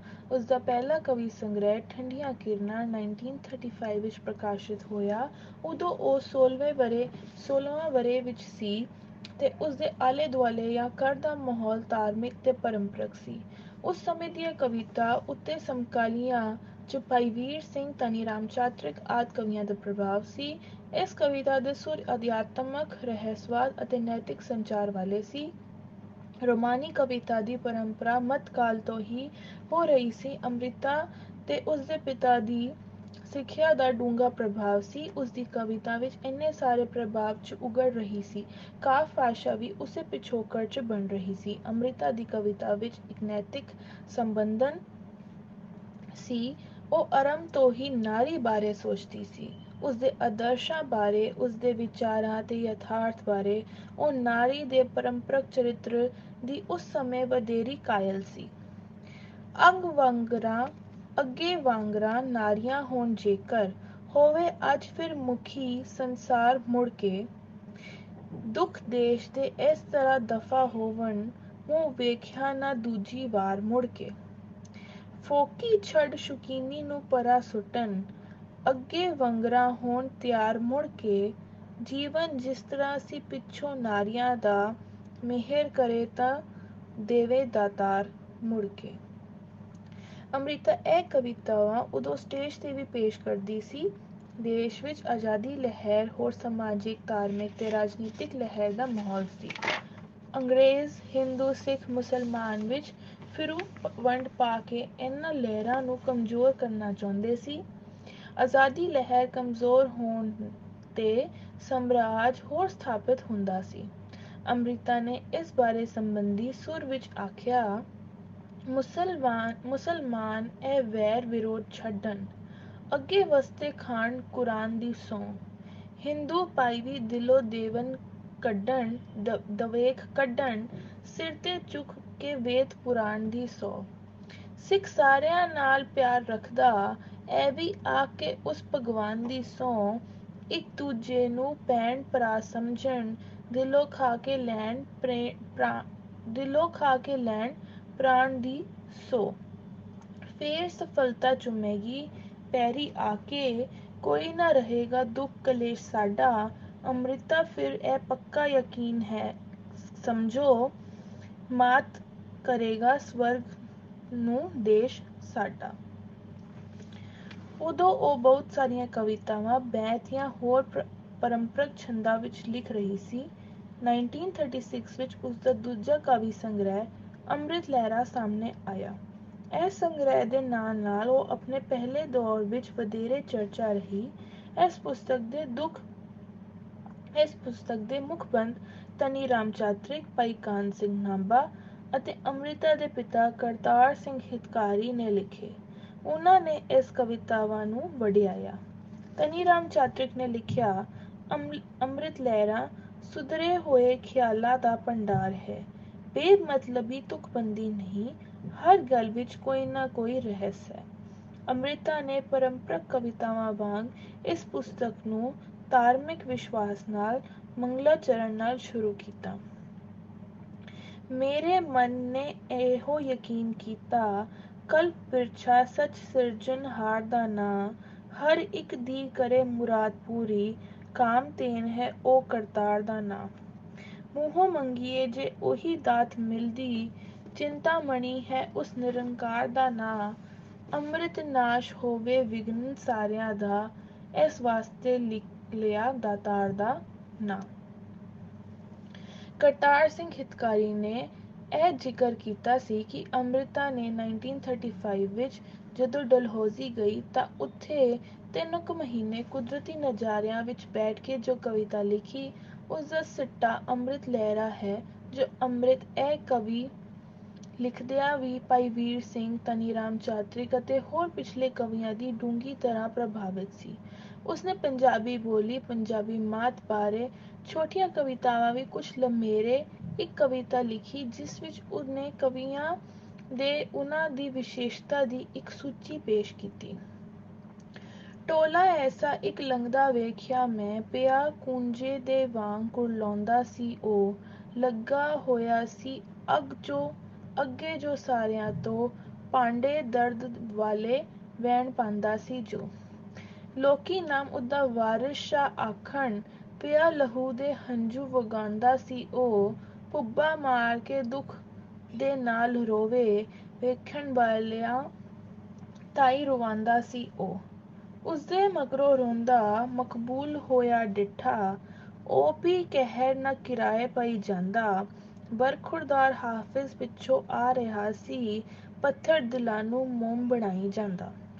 ਕਿਸ਼ਨ ਸਿੰਘ ਅਰਫ ਪਿੱਛੋਂ ਵੇਖਿਆ ਮੈਂ, ਐਸੇ ਵਹਿਣ ਦੇ ਤੀਰ ਚਲਾਈ ਜਾਂਦਾ। ਹਿਰਦੇ ਵਿੰਦੂਆ ਜਾਂਦਾ ਸੀ ਸਾਰਿਆਂ ਦੇ, ਸਭ ਨੂੰ ਮੱਛੀ ਦੇ ਵਾਂਗ ਤੜਪਾਉਂਦਾ ਜਾਂਦਾ। ਉਸਨੇ ਆਪਣੇ ਸਮਕਾਲੀ ਮੋਹਨ ਸਿੰਘ, ਹਰਨਾਮ ਕੌਰ ਨਾਭਾ, ਮੌਲਾ ਬਖਸ਼ ਕੁਸ਼ਤਾ, ਤੇਜਾ ਸਿੰਘ, ਜੋਧ ਸਿੰਘ ਸਾਰਿਆਂ ਦੀ ਗੱਲ ਕੀਤੀ ਤੇ ਪੰਜਾਬੀਆਂ ਨੂੰ ਪੰਜਾਬੀ ਬੋਲੀ ਨੂੰ ਪਿਆਰ ਕਰਨ ਲਈ ਆਖਿਆ। ਧਨੀ ਰਾਮ ਚਾਤ੍ਰਿਕ ਤੇ ਕੁਝ ਹੋਰ ਕਵੀਆਂ ਨੇ ਵੀ ਪੰਜਾਬੀ ਬੋਲੀ ਬਾਰੇ ਕਵਿਤਾਵਾਂ ਲਿਖੀਆਂ ਸਨ। ਅੰਮ੍ਰਿਤਾ ਉਸੇ ਸੁਰ ਵਿੱਚ ਬੋਲੀ। ਉਸਨੇ ਭਾਈ ਵੀਰ ਸਿੰਘ ਤੇ ਧਨੀ ਰਾਮ ਚਾਤ੍ਰਿਕ ਵਾਂਗ ਅੰਮ੍ਰਿਤ ਲਹਿਰਾ ਦੀ ਵਧੇਰੀ ਕਵਿਤਾ ਰੂਬਾਈ ਵਿੱਚ ਲਿਖੀ। ਕਿਤੇ ਕਿਤੇ ਹੋਰ ਪਰੰਪਰਕ ਛੰਦਾਂ, ਕਾਵਿ ਰੂਪ, ਬੈਤਾਂ, ਦੋਹਰੇ, ਕਰੋੜਾ ਆਦਿ ਨੂੰ ਅਪਣਾਇਆ। ਭਾਈ ਵੀਰ ਸਿੰਘ ਜਿਵੇਂ ਪ੍ਰਕਿਰਤੀ ਦੇ ਦ੍ਰਿਸ਼ਾਂ ਨੂੰ ਅਲੰਕ੍ਰਿਤ ਰੂਪ ਵਿੱਚ ਬਿੰਬਤ ਕਰਦਾ ਸੀ, ਡਲਹੌਜ਼ੀ ਖਜਿਆਰ ਦੇ ਆਲੇ ਦੁਆਲੇ ਦੇ ਦ੍ਰਿਸ਼ਾਂ ਨੂੰ ਅੰਮ੍ਰਿਤ ਨੇ ਵੀ ਉਵੇਂ ਹੀ ਬਿੰਬਤ ਕੀਤਾ। ਕਈ ਥਾਂ ਵਿਚਾਰਾਂ ਵੀ ਉਹੀ ਸਨ। ਇੱਕ ਅੱਧ ਉਦਾਹਰਣ ਲਈ ਜਾ ਸਕਦੀ ਹੈ। ਨਦੀ ਤੋਂ ਪੁੱਛਿਆ ਗਿਆ ਸੀ, ਨੀ ਨਦੀਏ ਕੀ ਛੇਤੀ ਤੈਨੂੰ, ਤੂੰ ਨਾ ਠਹਿਰੇ ਇੱਕ ਘੜੀ, ਰਾਤ ਦਿਨ ਤੂੰ ਟੁਰਦੀ ਰਹਿੰਦੀ, ਕਿਧਰੇ ਹੋਏ ਨਾ ਜਰਾ ਖੜੀ। ਭਾਵੇਂ ਹੋਵਣ ਸਿਖਰ ਦੁਪਹਿਰਾ, ਭਾਵੇਂ ਲੱਗੀ ਹੋਵੇ ਚੜੀ, ਸੱਸੀ ਵਾਂਗਰਾ ਨੱਸਦੀ ਜਾਵੇ, ਤੂੰ ਕਿਸ ਬਿਰਹਾ ਵਿੱਚ ਸੜੀ। ਜਿਸ ਕਾਰਨ ਤੂੰ ਚੈਨ ਨਾ ਕਰਦੀ, ਕਿਉਂ ਤੂੰ ਐਡੀ ਅੜੀ ਫੜੀ, ਨਾ ਤੂੰ ਅੱਕੇ ਨਾ ਤੂੰ ਥੱਕੇ, ਕੀ ਕੋਈ ਲੱਗੀ ਤਾਂਗ ਬੜੀ। ਬਹੁਤ ਸਾਰੀਆਂ ਕਵਿਤਾਵਾਂ ਭਾਈ ਵੀਰ ਸਿੰਘ ਵਾਂਗ ਹੀ ਪ੍ਰਸ਼ਨ ਉੱਤਰ ਦੇ ਰੂਪ ਵਿੱਚ ਤੁਰਦੀਆਂ ਹਨ। ਪ੍ਰਕਿਰਤੀ ਤੇ ਬ੍ਰਹਿਮੰਡ ਦੇ ਰਹੱਸ ਦੀ ਗੱਲ ਦੇ ਨਾਲ ਨਾਲ ਜਦੋਂ ਪਿਆਰ ਦੇ ਵਲਵਲੇ ਨੂੰ ਵੀ ਪੇਸ਼ ਕੀਤਾ ਗਿਆ ਹੈ ਤਾਂ ਉਸ ਨੂੰ ਇਸ਼ਕ ਮਿਜ਼ਾਜੀ ਦੇ ਰੂਪ ਵਿੱਚ ਨਹੀਂ, ਭਾਈ ਵੀਰ ਸਿੰਘ ਜਾਂ ਹੋਰ ਧਾਰਮਿਕ ਤੇ ਸੂਫੀ ਕਾਵ ਵਾਂਗ ਇਸ਼ਕ ਹਕੀਕੀ ਦੀ ਸ਼ੈਲੀ ਵਿੱਚ ਹੈ। ਜਦ ਅਸੀਂ ਕਰ ਮੈਂਡਾ ਮਾਹੀ, ਖੂਨ ਦਲੀਜੀ ਚੋਸਾਂ, ਤਲੀਆਂ ਪੈਰਾਂ ਹੇਠ ਰਖੇਸਾਂ, ਸਦਕੇ ਬਲਬਲ ਹੋਸਾਂ, ਅੱਖੇ ਨੀਰ ਵਗੇਸਾਂ ਸਾਈਓ, ਚਰਨ ਕਵਲ ਫੜ ਤੋਸਾਂ, ਅੰਮ੍ਰਿਤ ਹਾਲ ਸੁਣਾਵਾਂ ਸਾਰਾ, ਪਾਗਲ ਵਕੜੀ ਰੋਸਾਂ। ਜਦੋਂ ਅੰਮ੍ਰਿਤਾ ਇਸ ਦੇ ਨਾਲ ਨਾਲ ਯਥਾਰਥਵਾਦੀ ਸੁਰ ਵੱਲ ਪਰਤਦੀ ਹੈ ਤਾਂ ਉਸ ਦੀ ਕਵਿਤਾ ਵਿੱਚ ਦੋ ਥੀਮ ਉਭਰਦੇ ਹਨ। ਇੱਕ ਸਮਕਾਲੀ ਨਾਰੀ ਦੀ ਸਥਿਤੀ, ਉਸ ਨੂੰ ਲੱਗਦਾ ਹੈ ਉਸ ਉੱਤੇ ਪੱਛਮ ਤੇ ਸੱਭਿਆਚਾਰ ਦਾ ਡੂੰਘਾ ਅਸਰ ਪੈ ਰਿਹਾ ਹੈ, ਘਰਾਂ ਵਿੱਚ ਰਿਸ਼ਤਿਆਂ ਵਿੱਚ ਕਿਤੇ ਤਰੇੜੇ ਆਉਂਦੇ ਜਾ ਰਹੀ ਹੈ, ਉਹ ਨਾਰੀ ਦੀ ਇਸ ਬਾਰੇ ਚੇਤਨਾ ਕਰਦੀ ਹੈ। ਪਤੀ ਪਤਨੀ ਵਿੱਚ ਸੰਵਾਦ ਦੀ ਉਭਰਦਾ ਹੈ। ਉਸ ਦੀਆਂ ਬਹੁਤ ਸਾਰੀਆਂ ਕਵਿਤਾ ਇਸ ਵਿਸ਼ੇ ਨਾਲ ਸੰਬੰਧਿਤ ਹਨ। ਉਸ ਦੀ ਉਸ ਸਮੇਂ ਇਹੀ ਦ੍ਰਿਸ਼ਟੀ ਹੈ ਕਿ ਜੇ ਨਾਰੀਆਂ ਪ੍ਰੀਤਮ ਦੇ ਚਰਨੀ ਲੱਗਦੀਆਂ ਹਨ, ਉਹਨਾਂ ਨੂੰ ਰਜ ਰਜ ਦਾਤਾਂ ਮਿਲਦੀਆਂ ਹਨ, ਉਹ ਵਡਭਾਗਣ ਹਨ, ਉਹ ਸਾਰੀ ਤਰਾਸਦੀ ਦੀ ਜੜ ਫੈਸ਼ਨ ਨੂੰ ਮਿਥਦੀ ਹੈ ਤੇ ਨਾਰੀ ਨੂੰ ਆਪਣਾ ਸੰਦੇਸ਼ ਦਿੰਦੀ ਹੈ। ਅੰਤ ਵਿੱਚ ਮੈਂ ਆਖਾਂਗੀ, ਨਾਰੀਆਂ ਨੂੰ ਇਹਨਾਂ ਫੈਸ਼ਨਾਂ ਨੇ ਇੱਜ਼ਤ ਹਨਾਲ ਦਿੱਤੀ, ਪਾਡਾ ਦੁਖੀ ਹੋ ਗਿਆ ਏ ਦੇਸ਼ ਸਾਡਾ, ਕਰ ਕਰ ਅੱਗ ਗਰੀਬੀ ਦੀ ਬਾਲ ਦਿੱਤੀ। ਇਹਨਾਂ ਪੈੜ ਪੜਥੀਆਂ ਅਣਖ ਸਾਡੀ, ਪਾਕੇ ਛੱਜ ਦੇ ਵਿੱਚ ਉਛਾਲ ਦਿੱਤੀ, ਇਹਨਾਂ ਆਣ ਕੇ ਕੁਛ ਸੁਆਰਿਆ ਨਹੀਂ, ਸਾਰੇ ਬੇਯਾਰੀ ਮਿਥਾਲ ਦਿੱਤੀ। ਉਸ ਦੇ ਕਾਵ ਦੀ ਇਹ ਸੁਰ ਠੰਡੀਆਂ ਕਿਰਨਾਂ ਵਿੱਚ ਵੀ ਸਾਹਮਣੇ ਆਈ ਸੀ। ਅੰਮ੍ਰਿਤ ਲਹਿਰਾ ਉਸ ਦਾ ਹੋਰ ਵਿਸਥਾਰ ਕਰਦੀ ਹੈ। ਦੂਜਾ ਥੀਮ ਮਾਨਵੀ ਚਰਿੱਤਰ ਅਤੇ ਆਦਰਸ਼ਾਂ ਦਾ ਸੰਚਾਰ ਹੈ। ਨੈਤਿਕਤਾ ਦਾ ਸੰਬੰਧ ਥਾਂ ਥਾਂ ਉਦੋਂ ਹੁੰਦਾ ਹੈ ਉਸ ਭਾਸ਼ਾ ਵਿੱਚ ਜਿਸ ਭਾਸ਼ਾ ਵਿੱਚ ਪਰੰਪਰਕ ਕਾਵ ਦੇ ਲੋਕ ਕਾਵ ਚੱਲਦਾ ਆ ਰਿਹਾ ਸੀ। ਉਦਾਹਰਣ ਦੇ ਤੌਰ ਤੇ ਕਿਸੇ ਦੁਖੀ ਉੱਤੇ ਜੇ ਨਹੀਂ ਤਰਸ ਖਾਂਦਾ, ਕਾਨੂੰ ਮੋਇਆ ਦਾ ਲੂ ਨਿਚੋੜਦਾ ਹੈ, ਜੇਕਰ ਆਪ ਨਹੀਂ ਚਮਨ ਬਣਵਾਉਂਦਾ, ਕਲੀਆਂ ਪਕੜ ਕੇ ਕਾਨੂੰ ਤਰੋੜਦਾ ਹੈ, ਭਲਾ ਕਰਨ ਦੀ ਜੇ ਨਹੀਂ ਜਾਚ ਤੈਨੂੰ, ਕਾਨੂੰ ਦੂਜਿਆਂ ਦੇ ਤਾਈਂ ਤੋੜਦਾ ਹੈ, ਪ੍ਰੇਮ ਤਾਰ ਜੇ ਆਪ ਨਹੀਂ ਜੋੜ ਸਕਦਾ, ਬਿਰਤੀ ਦੂਜਿਆਂ ਦੀ ਕਾਨੂੰ ਤੋੜਦਾ ਹੈ। ਪ੍ਰਗਤੀਗਤ ਪਿਆਰ ਕਾਵ ਅਤੇ ਯਥਾਰਥ ਦੀ ਪਹਿਚਾਣ। ਅੰਮ੍ਰਿਤਾ ਦੀ ਕਵਿਤਾ ਵਿੱਚ ਅਗਲੇ ਕਾਵ ਸੰਗ੍ਰਹਿ ਜਿਉਂਦਾ ਜੀਵਨ, ਤ੍ਰੇਲ ਤੋਤੇ ਫੂਲ, ਗੀਤਾਂ ਵਾਲੀਆਂ, ਬਦਲਾਂ ਦੇ ਪਲ ਵਿੱਚ, ਸਾਂਝ ਦੀ ਲਾਲੀ 1939 ਤੋਂ 1943 ਤੱਕ ਪ੍ਰਕਾਸ਼ਿਤ ਹੋਏ। ਉਸ ਦੇ ਪਹਿਲੇ ਦੋਨੋਂ ਸੰਗ੍ਰਹਿ ਵਾਲਾ ਰੰਗ ਕਾਫੀ ਬਦਲ ਗਿਆ। ਧਰਮ ਤੇ ਅਧਿਆਤਮ ਵਿੱਚ ਜੋ ਵਿਸ਼ਵਾਸ ਬਣਿਆ ਸੀ ਉਸ ਤੇ ਵਿਅੰਗ ਉਗੜਨਾ ਸ਼ੁਰੂ ਹੋ ਗਿਆ। ਬਸ ਕਰ ਵੇਖ ਲੈ ਹੁਣ, ਤੇਰਾ ਬੁੱਕਲ ਟੋਕ ਧਰਮ ਦੇ ਨਾਂ। ਜਦੋਂ ਅੰਮ੍ਰਿਤਾ ਨੇ ਤ੍ਰੇਲ ਤੋਤੇ ਫੂਲ ਦੀ ਰਚਨਾ ਕੀਤੀ ਤਾਂ ਮੁੱਢਲੇ ਸ਼ਬਦ ਗੁਰਬਖਸ਼ ਸਿੰਘ ਪ੍ਰੀਤਲੜੀ ਨੇ ਲਿਖੇ। ਉਦੋਂ ਗੁਰਬਖਸ਼ ਸਿੰਘ ਦੇ ਵਿਚਾਰਾਂ ਨੇ ਇੱਕ ਯਥਾਰਥਕ ਪਰਿਵਰਤਨ ਲੈ ਆਂਦਾ ਸੀ। ਬਲਵੰਤ ਗਾਰਦੀ, ਈਸ਼ਵਰ ਚਿੱਤਰਕਾਰ ਕਰਤਾਰ ਸਿੰਘ ਦੁੱਗਲ ਨੇ ਵੀ ਅੰਮ੍ਰਿਤਾ ਦੀ ਕਵਿਤਾ ਨੂੰ ਸਹਿਲਾਇਆ। ਅੰਮ੍ਰਿਤਾ ਦੀ ਕਵਿਤਾ ਵਿੱਚ ਜੋ ਪਰਿਵਰਤਨ ਵਾਪਰ ਰਿਹਾ ਸੀ, ਪਿਆਰ ਜਾਗ ਰਿਹਾ ਸੀ, ਉਸ ਬਾਰੇ ਉਸਨੇ ਆਪ ਹੀ ਆਖਿਆ, ਪਿਆਰ ਆਪਣੇ ਅਨੰਤ ਵਾਂਗ ਇੱਕ ਸਦੀਵੀ ਸੱਚਾਈ ਹੈ। ਕਵੀ ਕੁਦਰਤ ਦੇ ਨੇੜੇ ਹੁੰਦਾ ਹੈ ਤੇ ਕੁਦਰਤ ਸੱਚਾਈ ਹੈ। ਕੁਦਰਤ ਦੇ ਪਕੜਦੇ ਦਿਲ ਵਿੱਚ ਜਦੋਂ ਕਵੀ ਦੇ ਕੰਨ ਜਜ਼ਬ ਹੋ ਵਹਿੰਦੇ ਨੇ ਤਾਂ ਉਸ ਨੂੰ ਉਸ ਪਕੜਨ ਵਿੱਚ ਸਦੀਵੀ ਸੱਚਾਈ ਪਿਆਰ ਤੱਕ ਕਰਦਾ ਸੁਣੀਂਦਾ ਹੈ। ਇਹ ਕਾਰਨ ਹੁੰਦਾ ਹੈ ਕਿ ਕਵੀ ਦੇ ਅਲਾਪ ਵਿੱਚੋਂ ਬਹੁਤੀ ਐਸੀ ਮੂਲ ਜਜ਼ਬੇ ਪਿਆਰ ਨਾਦ ਦੀ ਧੁਨੀ ਗੂੰਜਦੀ ਦਿਸਦੀ ਹੈ। ਇਸ ਅਹਿਸਾਸ ਵਿੱਚੋਂ ਉਸਦੀ ਕਵਿਤਾ ਵਿੱਚ ਜੋ ਰੂਪਾਂਤਰਨ ਵਾਪਰਿਆ, ਉਸ ਵਿੱਚੋਂ ਉਸਦੇ ਇਸ ਨਵੇਂ ਕਾਵਿ ਦਾ ਉਦੈ ਹੋਇਆ। ਫਰਕੀ ਥਰਕੀ ਹਿੱਲੀ ਕੰਬੀ, ਤਕੜੀ ਭੰਗਣੀ ਖੁੱਲੀ ਡੁੱਲੀ, ਇਉਂ ਡੁੱਲੀ ਜਿਉਂ ਨਦੀ ਉਛਾਲ, ਮਿਲ ਜਾਂਦਾ ਹੈ ਸਾਗਰ ਨਾਲ। ਉਹ ਥਰਕੀ ਪਰ ਅੰਗ ਨਾ ਥਰਕੇ, ਉਹ ਫਰਕੀ ਪਰ ਹੋਠ ਨਾ ਫਰਕੇ, ਉਹ ਹਿੱਲੀ ਪਰ ਸੂਰਤ ਨਾ ਹਿੱਲੀ, ਉਹ ਖੁੱਲੀ ਪਰ ਨੈਣ ਨਾ ਖੁੱਲੇ। ਹੋਥੇ ਛੋਵੇਂ ਨੇੜੇ ਹੋਵੇਂ, ਨਵੇਂ ਧੋਕਣ ਤੋਂ ਮਿਲ ਸਕੋਣੇ ਤੋਂ। ਸੋਚੋ ਪਰੇ ਬਿਆਨ ਦੂਰ, ਕਿਸੇ ਆਦਿਕ ਤਾਰੇ ਦਾ ਨੂਰ। ਓਸੀ ਇੱਕ ਅਗਮੀ ਭੂ, ਜਦੋਂ ਮਿਲ ਰੂਹ ਨੂੰ ਇੱਕ ਰੂਹ। ਇਉਂ ਇੱਕ ਪਾਸੇ ਅੰਮ੍ਰਿਤਾ ਦੀ ਕਵਿਤਾ ਵਿੱਚ ਪਿਆਰ, ਅਨੁਭਵ, ਤੜਪ, ਤਾਂਘ ਦੇ ਬੋਲ ਉਦੈ ਹੁੰਦੇ ਜਾਂਦੇ ਹਨ।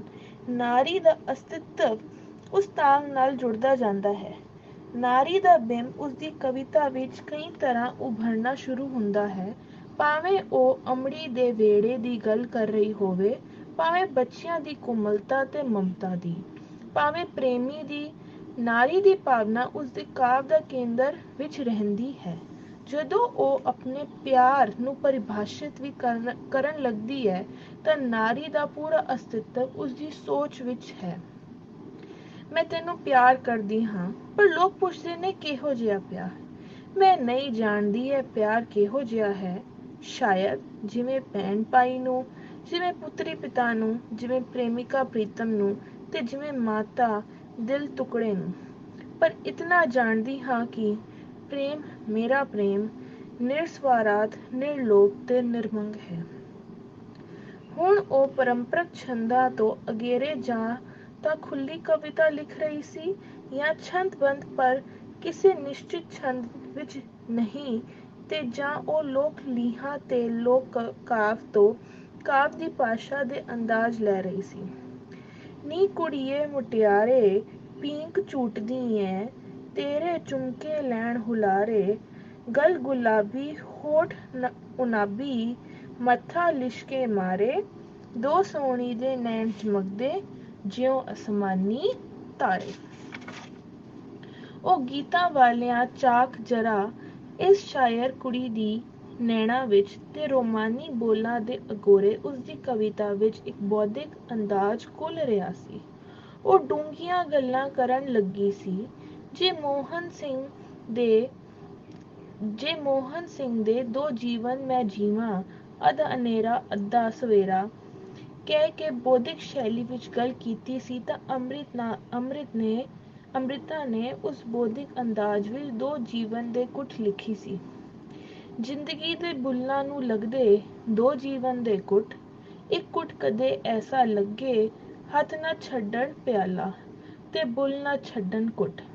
ਇਉਂ ਜ਼ਿੰਦਗੀ ਪੀਵੇ ਉਹ ਮਿੱਠਾ ਘੁੱਟ, ਕੀ ਚੰਗਾ ਲੱਗਦਾ ਏ। ਇਸ ਬੌਧਿਕਤਾ ਦੇ ਕਾਰਨ ਆਲੇ ਦੁਆਲੇ ਦੀ ਯਥਾਰਥ ਦੀ ਉਹ ਚੇਤਨਾ ਵੀ ਸੀ, ਜਿਸ ਵਿੱਚ ਹੁਣ ਜਿੰਮੀ ਦੀਆਂ ਸਥਿਤੀਆਂ ਦੀ ਸ਼ੈਲੀ ਜਾਗ ਪਈ ਸੀ। ਉਸਦੇ ਸਮਾਜਿਕ, ਸੱਭਿਆਚਾਰਕ, ਰਾਜਨੀਤਿਕ ਪੱਖ ਆਲੇ ਦੁਆਲੇ ਦੂਜੇ ਸੰਸਾਰ ਯੁੱਧ ਦੀ।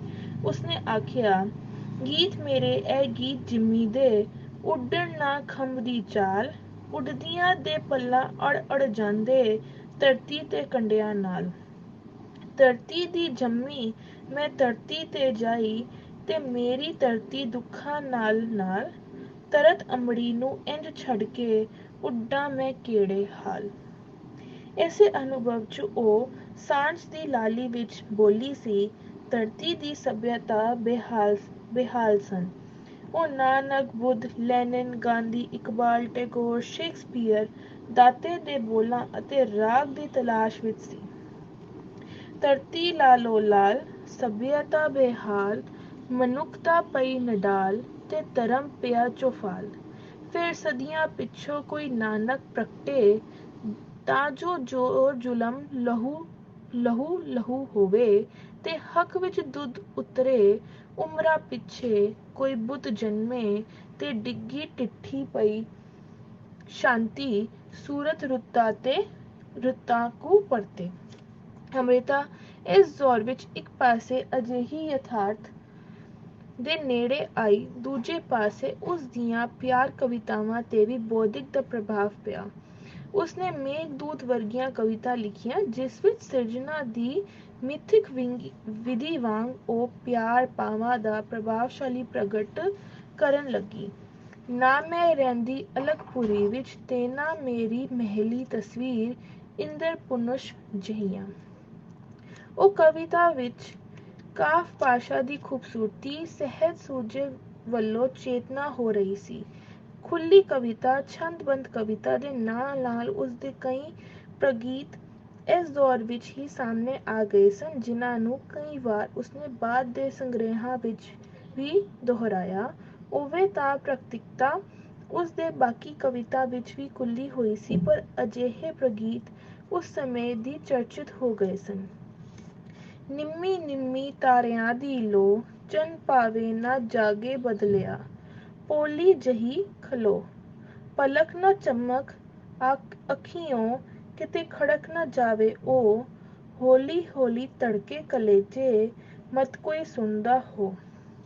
ਪੀਆਂ ਮਿਲਣ ਨੂੰ ਮੈਂ ਚਲੀ, ਕਿਤੇ ਕੋਈ ਕੱਢੇ ਨਾ ਸਹੁੰ, ਨਹੀਂ ਤੇ ਖਿੜ ਜਾਵਾਂਗੀ ਵਾਹ ਨਾਲ, ਇਹ ਫੁੱਲਾਂ ਦੀ ਖੁਸ਼ਬੂ। ਪ੍ਰਗਤੀਵਾਦੀ ਪ੍ਰਵਿਰਤੀ। ਲੋਕ ਪੀੜ 1944 ਦੇ ਪੱਥਰ ਗੀਟੇ 1946 ਵਿੱਚ ਅੰਮ੍ਰਿਤਾ ਦੀ ਕਵਿਤਾ ਵਿੱਚ ਫਿਰ ਪਰਿਵਰਤਨ ਵਾਪਰਦੇ ਹਨ। ਦੂਜੇ ਸੰਸਾਰ ਯੁੱਧ ਦੇ ਵਿਸ਼ ਤਬਾਹੀ ਸਾਹਮਣੇ ਆ ਚੁੱਕੀ ਸੀ। ਬੰਗਾਲ ਦਾ ਕਾਲ ਵਾਪਰ ਚੁੱਕਾ ਸੀ। ਆਜ਼ਾਦੀ ਲਹਿਰ ਦੇ ਨਵੇਂ ਪੜਾਅ ਸਾਹਮਣੇ ਆ ਚੁੱਕੇ ਸਨ। ਸਾਮਰਾਜ ਦੇ ਖਿਲਾਫ ਕੋਲ ਤਿੱਖਾ ਹੋ ਚੁੱਕਾ ਸੀ ਤੇ 1936 ਤੋਂ ਪਿੱਛੋਂ ਪ੍ਰਗਤੀਵਾਦੀ ਲਹਿਰ ਤੇ ਰੂਸੀ ਸਾਹਿਤ ਅਤੇ ਸਮਾਜਵਾਦੀ ਯਥਾਰਥ ਦੇ ਪ੍ਰਭਾਵਾਂ ਤੇ ਪੰਜਾਬੀ ਸਾਹਿਤ ਵਿੱਚ ਵਿਚਾਰਧਾਰਕ ਤਬਦੀਲੀਆਂ ਲੈ ਆਂਦੀਆਂ ਸਨ। ਹੋਰ ਕਵੀਆਂ ਦੇ ਨਾਲ-ਨਾਲ ਅੰਮ੍ਰਿਤਾ ਦੀ ਕਵਿਤਾ ਤੇ ਵੀ ਪ੍ਰਭਾਵ ਪਿਆ। ਸਮਕਾਲੀ ਸੰਕਟਾਂ ਤੇ ਮਾਹੌਲ ਵਿੱਚ ਕਈ ਭਾਸ਼ਾਵਾਂ ਤੇ ਕਵੀਆਂ ਵਿੱਚ ਹੁਸਨ ਇਸ਼ਕ ਦੀ ਕਵਿਤਾ ਦਾ ਵਿਰੋਧ ਪੈਦਾ ਹੋਇਆ। ਸਮਕਾਲੀ ਸੰਕਟ ਦੀ ਪੇਸ਼ਕਾਰੀ ਜ਼ੋਰ ਦਿੱਤੀ ਜਾਣ ਲੱਗੀ। ਅੰਮ੍ਰਿਤਾ ਨੇ ਵੀ ਆਖਿਆ, ਹੁਸਨ ਇਸ਼ਕ ਦੀਆਂ ਗੱਲਾਂ ਵੇ ਮੁੰਡਿਆਂ, ਵੇਲੇ ਵੇਲੇ ਦੀਆਂ ਗੱਲਾਂ, ਅੱਜ ਸਾਜ਼ਾਂ ਦੇ ਛਣਕਾਰ ਬਦਲ ਗਏ ਪੈਰੀ ਜੰਜੀਰਾਂ ਨਾਲ, ਅੱਜ ਸੰਦਲੀ ਜ਼ੁਲਫਾਂ ਵਿਕ ਗਈਆਂ ਇੱਕ ਇੱਕ ਰੋਟੀ ਦੇ ਮੁੱਲ ਤੋਂ, ਤੇ ਹਮਲਾਵਰ ਦੇ ਜ਼ਬਰ ਤੋਂ ਜ਼ਖਮੀ ਹੋਏ ਚੀਨ ਅੱਜ, ਤੇ ਭੁੱਖਾ ਹੋਇਆ ਬੰਗਾਲ। ਹੁਣ ਉਹ ਕੇਵਲ ਬੰਗਾਲ ਦੇ ਕਾਲ ਬਾਰੇ ਜਾਂ ਹੋਰ ਸੰਕਟਾਂ ਬਾਰੇ ਹੀ ਨਹੀਂ ਸੀ ਬੋਲ ਰਹੀ, ਸਗੋਂ ਜਿੱਥੇ ਮਜ਼ਹਬ ਦੇ ਹੱਥ ਤਲਵਾਰ ਹੈ, ਜਿੱਥੇ ਗਊ ਵਾਂਗ ਨਾਰ ਨੂੰ ਹਕਿਆ ਜਾਂਦਾ ਹੈ, ਜਿੱਥੇ ਨਾਰ ਨੂੰ ਬੱਚੇ ਜੰਮਣ ਵਾਲੀ ਮਸ਼ੀਨ ਸਮਝਿਆ ਤੇ ਵਰਤਿਆ ਜਾਂਦਾ ਹੈ, ਜਿੱਥੇ ਜਾਤਾਂ ਦੀਆਂ ਹੱਦਬੰਦੀਆਂ ਹਨ, ਜਿੱਥੇ ਨਵੇਂ ਵਿਚਾਰ ਵਰਜਿਤ ਹਨ, ਉਸ ਦੇਸ਼ ਨੂੰ ਕੋਲ ਉਸ ਰਹੀ ਸੀ, ਉਸ ਕਿੰਨੇ ਪੱਟੀ ਪੋਚ ਨੂੰ ਕਹਿ ਰਹੀ ਸੀ, ਤੇਰਾ ਵਤਨ ਗੁਲਾਮ, ਸਕੂਲ ਗੁਲਾਮ, ਸਬਕ ਗੁਲਾਮ, ਇਸ ਸਬਕ ਤੋਂ ਅੱਜ ਤੱਕ ਵੋਟ ਗੁਲਾਮ, ਵੋਟਰ ਗੁਲਾਮ, ਮੈਂਬਰ ਗੁਲਾਮ। ਇਹ ਆਵਾਜ਼ ਉਸਨੂੰ ਪ੍ਰਗਤੀਵਾਦੀ ਦ੍ਰਿਸ਼ਟੀ ਦੀ ਪਹਿਚਾਣ ਨਾਲ ਸੰਬੰਧਿਤ ਕਰਦੀ ਹੈ। ਉਹ ਆਪਣੇ ਆਪ ਨੂੰ ਅੰਦਰ ਤੱਕ ਪੀੜਤ ਮਹਿਸੂਸ ਕਰਦੀ ਹੈ। ਇਸੇ ਲਈ ਉਸਦੀ ਕਵਿਤਾ ਵਿੱਚ ਕੁਝ ਰੈਟਰਿਕ ਵੀ ਵੱਧ ਜਾਂਦੀ ਹੈ। ਉਸਦੀ ਆਵਾਜ਼ ਜਾਂ ਸੁਰ ਕੁਝ ਉੱਚੀ ਹੈ। ਉਹ ਕਾਵਿਕ ਚਿੰਨ੍ਹਾਂ ਬਿੰਬਾਂ ਦੀ ਥਾਂ ਉਸ ਸੁਰ ਨੂੰ ਪਹਿਲ ਦਿੰਦੀ ਹੈ। ਇਹ ਨਹੀਂ ਕਿ ਇਸ ਦੌਰ ਵਿੱਚ ਉਸਨੇ ਪਿਆਰ ਦੀ ਕਵਿਤਾ ਨਹੀਂ ਲਿਖੀ ਹੈ, ਪਰ ਉਸ ਵਿੱਚ ਪਿਆਰ ਪ੍ਰਗਟ ਨਾਲੋਂ ਨਹਿਰ ਉਲਾਵਦ ਹਨ। ਨਿੱਕੀ ਜਿਹੀ ਕਵਿਤਾ ਮੇਰੀ, ਪਿਆਰ ਵੇ ਅਮਾਨਤ ਤੇਰੀ, ਬੇਸ਼ੱਕ ਅੱਜ ਨਾ ਸਕੋ ਜਾਣ, ਭੁੱਲ ਗਿਆ ਦੁਸ਼ਯੰਤ ਵਾਂਗ, ਸ਼ਕੁੰਤਲਾ ਦੀ ਪਹਿਚਾਣ। ਕਿਸੇ ਦੁਰਭਾਸ਼ਾ ਦਾ ਸ਼ਰਾਪ, ਕਵਿਤਾ ਦੇ ਮੂੰਹ ਤੇ ਵੇਖ ਨਾ ਸਕੇ ਆਪਣੇ ਨਾਉ ਦੀ ਛਾਪ। ਹੁਸਨ ਇਸ਼ਕ ਦੀਆਂ ਗੱਲਾਂ ਵੇ ਮੁੰਡਿਆਂ, ਵੇਲੇ ਵੇਲ ਦੀਆਂ ਗੱਲਾਂ ਕਹਿਣ ਦੇ ਬਾਵਜੂਦ ਅੰਮ੍ਰਿਤਾ ਲਈ ਇਸ ਦੌਰ ਦੀ ਕਵਿਤਾ ਇਸ ਦਵੰਤ ਵਿੱਚ ਅੱਗੇ ਤੁਰਦੀ ਹੈ। ਅਜਿਹੀ ਪ੍ਰਵਿਰਤੀ ਨੂੰ ਹੀ ਪੰਜਾਬ ਦੇ ਕੁਝ ਆਲੋਚਕਾਂ ਨੇ ਰੋਮਾਨੀ ਪ੍ਰਗਤੀਵਾਦ ਦਾ ਨਾਂ ਦਿੱਤਾ। ਅੰਮ੍ਰਿਤਾ ਦੀ ਇਸ ਦੌਰ ਦੀ ਕਵਿਤਾ 'ਚੋਂ ਪੱਥਰ ਗੀਟੇ ਦਾ ਵੱਧ ਚਰਚਾ ਹੋਇਆ ਹੈ। ਅੰਮ੍ਰਿਤਾ ਨੇ ਜਦੋਂ ਬਾਅਦ ਵਿੱਚ ਆਪਣੀ ਪੁਸਤਕ ਕਾਗਜ਼ ਤੇ ਕੈਨਵਸ ਤੋਂ ਪਹਿਲਾਂ ਸੰਪਾਦਨ ਕੀਤੇ ਤਾਂ ਉਹ ਪੱਥਰ ਗੀਟੇ ਤੋਂ ਹੀ ਸ਼ੁਰੂ ਕੀਤੇ। ਪਹਿਲੇ 8 ਸੰਗ੍ਰਹਿ ਉਸਨੇ ਅੱਖੋਂ ਓਲੇ ਕਰ ਦਿੱਤੇ। ਉਸਨੇ ਕਾਗਜ਼ ਤੇ ਕੈਨਵਸ ਤੋਂ ਪਹਿਲਾਂ ਦੀ ਭੂਮਿਕਾ ਵਿੱਚ ਆਖਿਆ, 1955 ਤੋਂ ਬਾਅਦ ਮੇਰਾ ਜੋ ਸੰਗ੍ਰਹਿ ਛਪੇ ਉਹਨਾਂ ਉੱਤੇ ਗਾਚੀ ਫੇਰ ਕੇ ਮੈਂ ਸਿਰਫ 7 ਸੰਗ੍ਰਹਿ ਇਸ ਵਿੱਚ ਦਰਜ ਕਰ ਰਹੀ ਹਾਂ। ਇਉਂ ਪੱਥਰ ਗੀਟੇ ਨੂੰ ਉਸ ਨੇ ਉਸ ਚੋਣ ਵਿੱਚ ਸਵੀਕਾਰ ਕੀਤਾ, ਪਰ ਕਿਸੇ ਵੀ ਕਾਵਿ ਦੀ ਕਵਿਤਾ ਵਿੱਚ ਉਸਦੇ ਪਹਿਲੇ ਦੌਰ ਦਾ ਹੀ ਮਹੱਤਵ ਹੁੰਦਾ ਹੈ। ਨੀਂਹ ਅਚਾਨਕ ਨਹੀਂ ਉਸਰ ਜਾਂਦੀ। ਫਿਰ ਵੀ ਪੱਥਰ ਗੀਟੇ ਨੂੰ ਕਿਉਂਕਿ ਅੰਮ੍ਰਿਤਾ ਨੇ ਆਪ ਸਵੀਕਾਰਿਆ, ਇਸ ਲਈ ਕਵਿਤਾ ਦੇ ਵਿਕਾਸ ਵਿੱਚ ਇਸ ਦਾ ਮਹੱਤਵ ਹੋਰ ਵੱਧ ਗਿਆ। ਪੱਥਰ ਗੀਟੇ ਵਿੱਚ ਅੰਮ੍ਰਿਤਾ ਦੀ ਬੌਧਿਕ ਪੱਧਕ ਕਵਿਤਾ ਸਾਹਮਣੇ ਆਉਂਦੀ ਹੈ। ਭਾਵੇਂ ਉਹ ਸਮਾਜ ਦੀ ਗੱਲ ਕਰ ਰਹੀ ਹੋਵੇ, ਭਾਵੇਂ ਮੁਹੱਬਤ ਦੀ, ਉਹ ਉਪਭਾਵੁਕ ਨਹੀਂ, ਜਜ਼ਬਾਤੀ ਨਹੀਂ। ਉਸਦੇ ਕਾਵਿ ਵਿੱਚ ਇੱਕ ਡੂੰਘਾਈ ਹੈ। ਇਸ ਸੰਗ੍ਰਹਿ ਵਿੱਚੋਂ ਉਸਦੀ ਕਵਿਤਾ ਅੰਨਦਾਤਾ ਸਭ ਤੋਂ ਵੱਧ ਚਰਚਿਤ ਹੋਈ ਹੈ। ਇਸ ਕਵਿਤਾ ਵਿੱਚ ਉਸਨੇ ਸਮਾਜ ਦੇ ਉਸ ਫਿਊਡਲ ਪ੍ਰਬੰਧ ਦੀ ਡੂੰਘੀ ਚੇਤਨਾ ਹੈ ਜਿਸ ਵਿੱਚ ਮਰਦਵਾਦੀ ਕੀਮਤਾਂ ਔਰਤਾਂ ਨੂੰ ਕੇਵਲ ਇੱਕ ਵਸਤ ਬਣਾ ਕੇ ਵਰਤਦੀਆਂ ਹਨ। ਇਹੀ ਕੀਮਤਾਂ ਅੱਗੇ ਪੂੰਜੀਵਾਦ ਪ੍ਰਬੰਧ ਵਿੱਚ ਪ੍ਰਵਾਹਿਤ ਹੋ ਜਾਂਦੀਆਂ ਹਨ। ਨਾਰੀ ਦਾ ਕੋਈ ਅਸਤਿਤਵ ਨਹੀਂ ਬਣਦਾ। ਇਸ ਕਵਿਤਾ ਵਿਚਲੀਆਂ ਕਟਾਕਸ਼ ਭਾਸ਼ਾ ਚੇਤਨਾ ਸੰਯੁਕਤਾ ਹੋ ਕੇ ਇਸ ਕਵਿਤਾ ਨੂੰ ਬਣਾਉਂਦੇ ਹਨ ਤੇ ਅੰਮ੍ਰਿਤਾ ਦੇ ਭਵਿੱਖ ਦੀ ਕਵਿਤਾ ਵਿੱਚ ਨਾਰੀ ਇਸ ਚੇਤਨਾ 'ਚੋਂ ਬਿੰਬਿਤ ਹੁੰਦੀ ਹੈ। ਉਸਦਾ ਪਹਿਲਾ ਵਿਚਾਰਧਾਰਕ ਅਹਿਸਾਸ ਵੀ ਇਸ ਕਵਿਤਾ 'ਚੋਂ ਵੱਧ ਪ੍ਰਭਾਵਸ਼ਾਲੀ ਰੂਪ ਵਿੱਚ ਉਘੜਦਾ ਹੈ। ਅੰਨਦਾਤਾ, ਮੈਂ ਚੁੰਮ ਦੀ ਗੱਡੀ ਖੇਡ ਲੈ, ਖਿਡਾ ਲੈ, ਲੂ ਦਾ ਪਿਆਲਾ ਪੀ ਲੈ, ਪਿਲਾ ਲੈ। ਤੇਰੇ ਸਾਵੇਂ ਖੜੀ ਹਾਂ, ਵਰਤਣ ਦੀ ਸ਼ੈ ਜਿਵੇਂ ਚਾਹੇ ਵਰਤ ਲੈ। ਉੱਗੀ ਹਾਂ, ਮਿੱਸੀ ਹਾਂ, ਗੁੱਝੀ ਹਾਂ, ਵੇਲੀ ਹਾਂ, ਤੇ ਅੱਜ ਤੱਤੇ ਤਵੇ ਤੇ ਜਿਵੇਂ ਚਾਹੇ ਪਰਤ ਲੈ। ਮੈਂ ਬੁਰਕੀ ਤੋਂ ਵੱਧ ਕੁਛ ਨਹੀਂ, ਜਿਵੇਂ ਚਾਹੇ ਨਿਗਲ ਲੈ, ਤੇ ਤੂੰ ਲਾਵੇ ਤੋਂ ਵੱਧ ਕੁਛ ਨਹੀਂ, ਜਿੰਨਾ ਚਾਹੇ ਪਿਘਲ ਲੈ। ਪੱਥਰ ਗੀਟੇ ਦੀਆਂ ਕਵਿਤਾ ਵਿੱਚ ਉਸਨੇ ਭਾਵੁਕ ਰੂਪ ਵਿੱਚ ਪਿਆਰ ਨੂੰ ਕੇਵਲ ਪ੍ਰਗਟਾਇਆ ਹੀ ਨਹੀਂ, ਸਗੋਂ ਉਸਨੇ ਪਿਆਰ ਵਿਅਹੁਤੀ ਕਮਾਨ ਦੇ ਪਿਆਰ ਦਾ ਨਿਰੀਖਣ ਕੀਤਾ ਹੈ। ਇਸ ਦੀ ਨਰਸਾਬਤ ਨੂੰ ਬੌਧਿਕ ਅੰਦਾਜ਼ ਵਿੱਚ ਤਲਾਸ਼ਿਆ ਹੈ।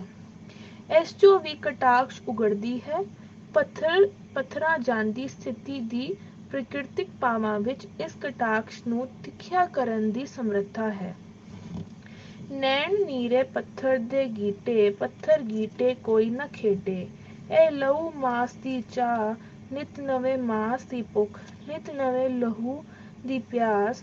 ਹੱਡ ਕਚੋਲੇ, ਚੰਮ ਫਰੋਲੇ, ਲਹੂ ਮਾਸ ਤੋਂ ਅੱਗੇ ਸਭ ਕੁਝ। ਸ਼ਾਹ ਹਨੇਰੇ, ਅੰਨੇ ਬੋਲੇ। ਥਾਂ ਥਾਂ ਲਹੂ ਵਿੱਚ ਵੀਟੇ, ਨੈਣ ਨਿਰੇ ਪੱਥਰ ਦੇ ਗੀਟੇ। ਇਸ ਪੱਥਰਾਈ ਪੱਥਰ ਗੀਟਿਆਂ ਦੀ ਸਥਿਤੀ ਤੋਂ ਬਾਅਦ ਜਦੋਂ ਉਹ ਕਾਮਨਾਵਾਂ ਜਾਂ ਪਿਆਰ ਦੀ ਸਮਰੱਥਾ 'ਚੋਂ ਬੋਲਦੀ ਹੈ ਤਾਂ ਉਸਦੀ ਵੀ ਉਹ ਸਮਰੱਥਾ ਕਾਵਿ ਭਾਸ਼ਾ ਤਲਾਸ਼ ਲੈਂਦੀ ਹੈ। ਪਿਆਰ ਨੂੰ ਉਹ ਬਿੰਬਿਤ ਕਰ ਲੈਂਦੀ ਹੈ। ਮੇਰੀ ਖੁੱਲ੍ਹੀਆਂ ਜ਼ੁਲਫਾਂ ਦਾ ਸਾਇਆ ਅਜੇ ਮੇਰੀ ਛਾਤੀ ਤੇ, ਜਿਸਦੀ ਛਾਂ ਨਾਲ ਹੈ ਦਿਨ ਤੋਂ ਰਾਤ ਆਂਦੀ ਪਈ। ਅਜੇ ਤੂੰ ਕਿਵੇਂ ਨਾ ਜਾ ਸਕਿਆ ਤੇ ਨਾਲੇ ਨਾਲੇ ਮੇਰੇ ਕੋਲ ਤੇਰੇ ਖੂਨ ਦੀ ਅਮਾਨਤ, ਜਿਸਦੀ ਸ਼ਕਤੀ ਧਰਤੀ ਨੂੰ ਮਾਂ ਬਣਾਉਂਦੀ ਪਈ। ਅਜੇ ਤੂੰ ਕਿਵੇਂ ਜਾ ਸਕਨੈਂ। ਇਉਂ ਪੱਥਰ ਗੀਟੇ ਦੀ ਕਾਵਿ ਵਿੱਚ ਔਰਤ ਕੋਲ ਆਪਣਾ ਅਸਤਿਤਵ ਹੈ, ਚੇਤਨਾ ਹੈ, ਪਿਆਰ ਪਰਤਾਂ ਤੇ ਭਾਵ ਦੀ ਸੋਝੀ ਹੈ। ਅੰਤ ਤੇ ਸਮਾਜਿਕ ਸੰਰਚਨਾ ਬਾਰੇ ਵੀ ਚੇਤਨਾ ਨਾਲ ਬੋਲ ਰਹੀ ਹੈ। ਇਹ ਸੰਗ੍ਰਹਿ ਉਸਦੇ ਵੱਧ ਪ੍ਰਪਕ ਕਾਵ ਨੂੰ ਸਾਹਮਣੇ ਲੈ ਆਉਂਦਾ ਹੈ। ਵੰਡ, ਇਤਿਹਾਸ, ਨਾਰੀ।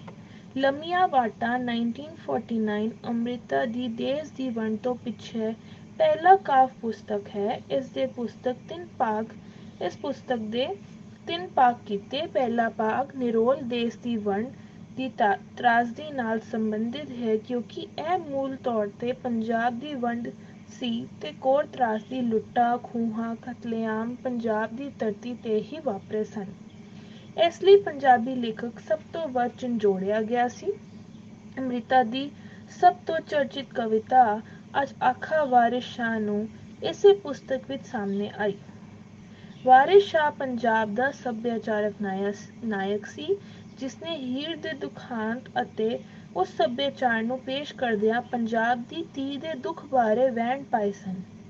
ਹੁਣ ਪੰਜਾਬ ਦੀਆਂ ਲੱਖਾਂ ਧੀਆਂ ਰੋ ਰਹੀਆਂ ਸਨ, ਇਸ ਲਈ ਅੰਮ੍ਰਿਤਾ ਵਾਰਿਸ ਸ਼ਾਹ ਨੂੰ ਪੁਕਾਰਦੀ, ਉਸ ਦੁਖਾਂਤ ਨੂੰ ਬਿਆਨ ਕਰਦੀ, ਵੰਡ ਦੇ ਦੁੱਖ ਵਿੱਚ ਡੁੱਬੇ ਪੰਜਾਬੀਆਂ ਨੂੰ ਕਵਿਤਾ ਦੇ ਕੀਲੇ ਲਿਆ।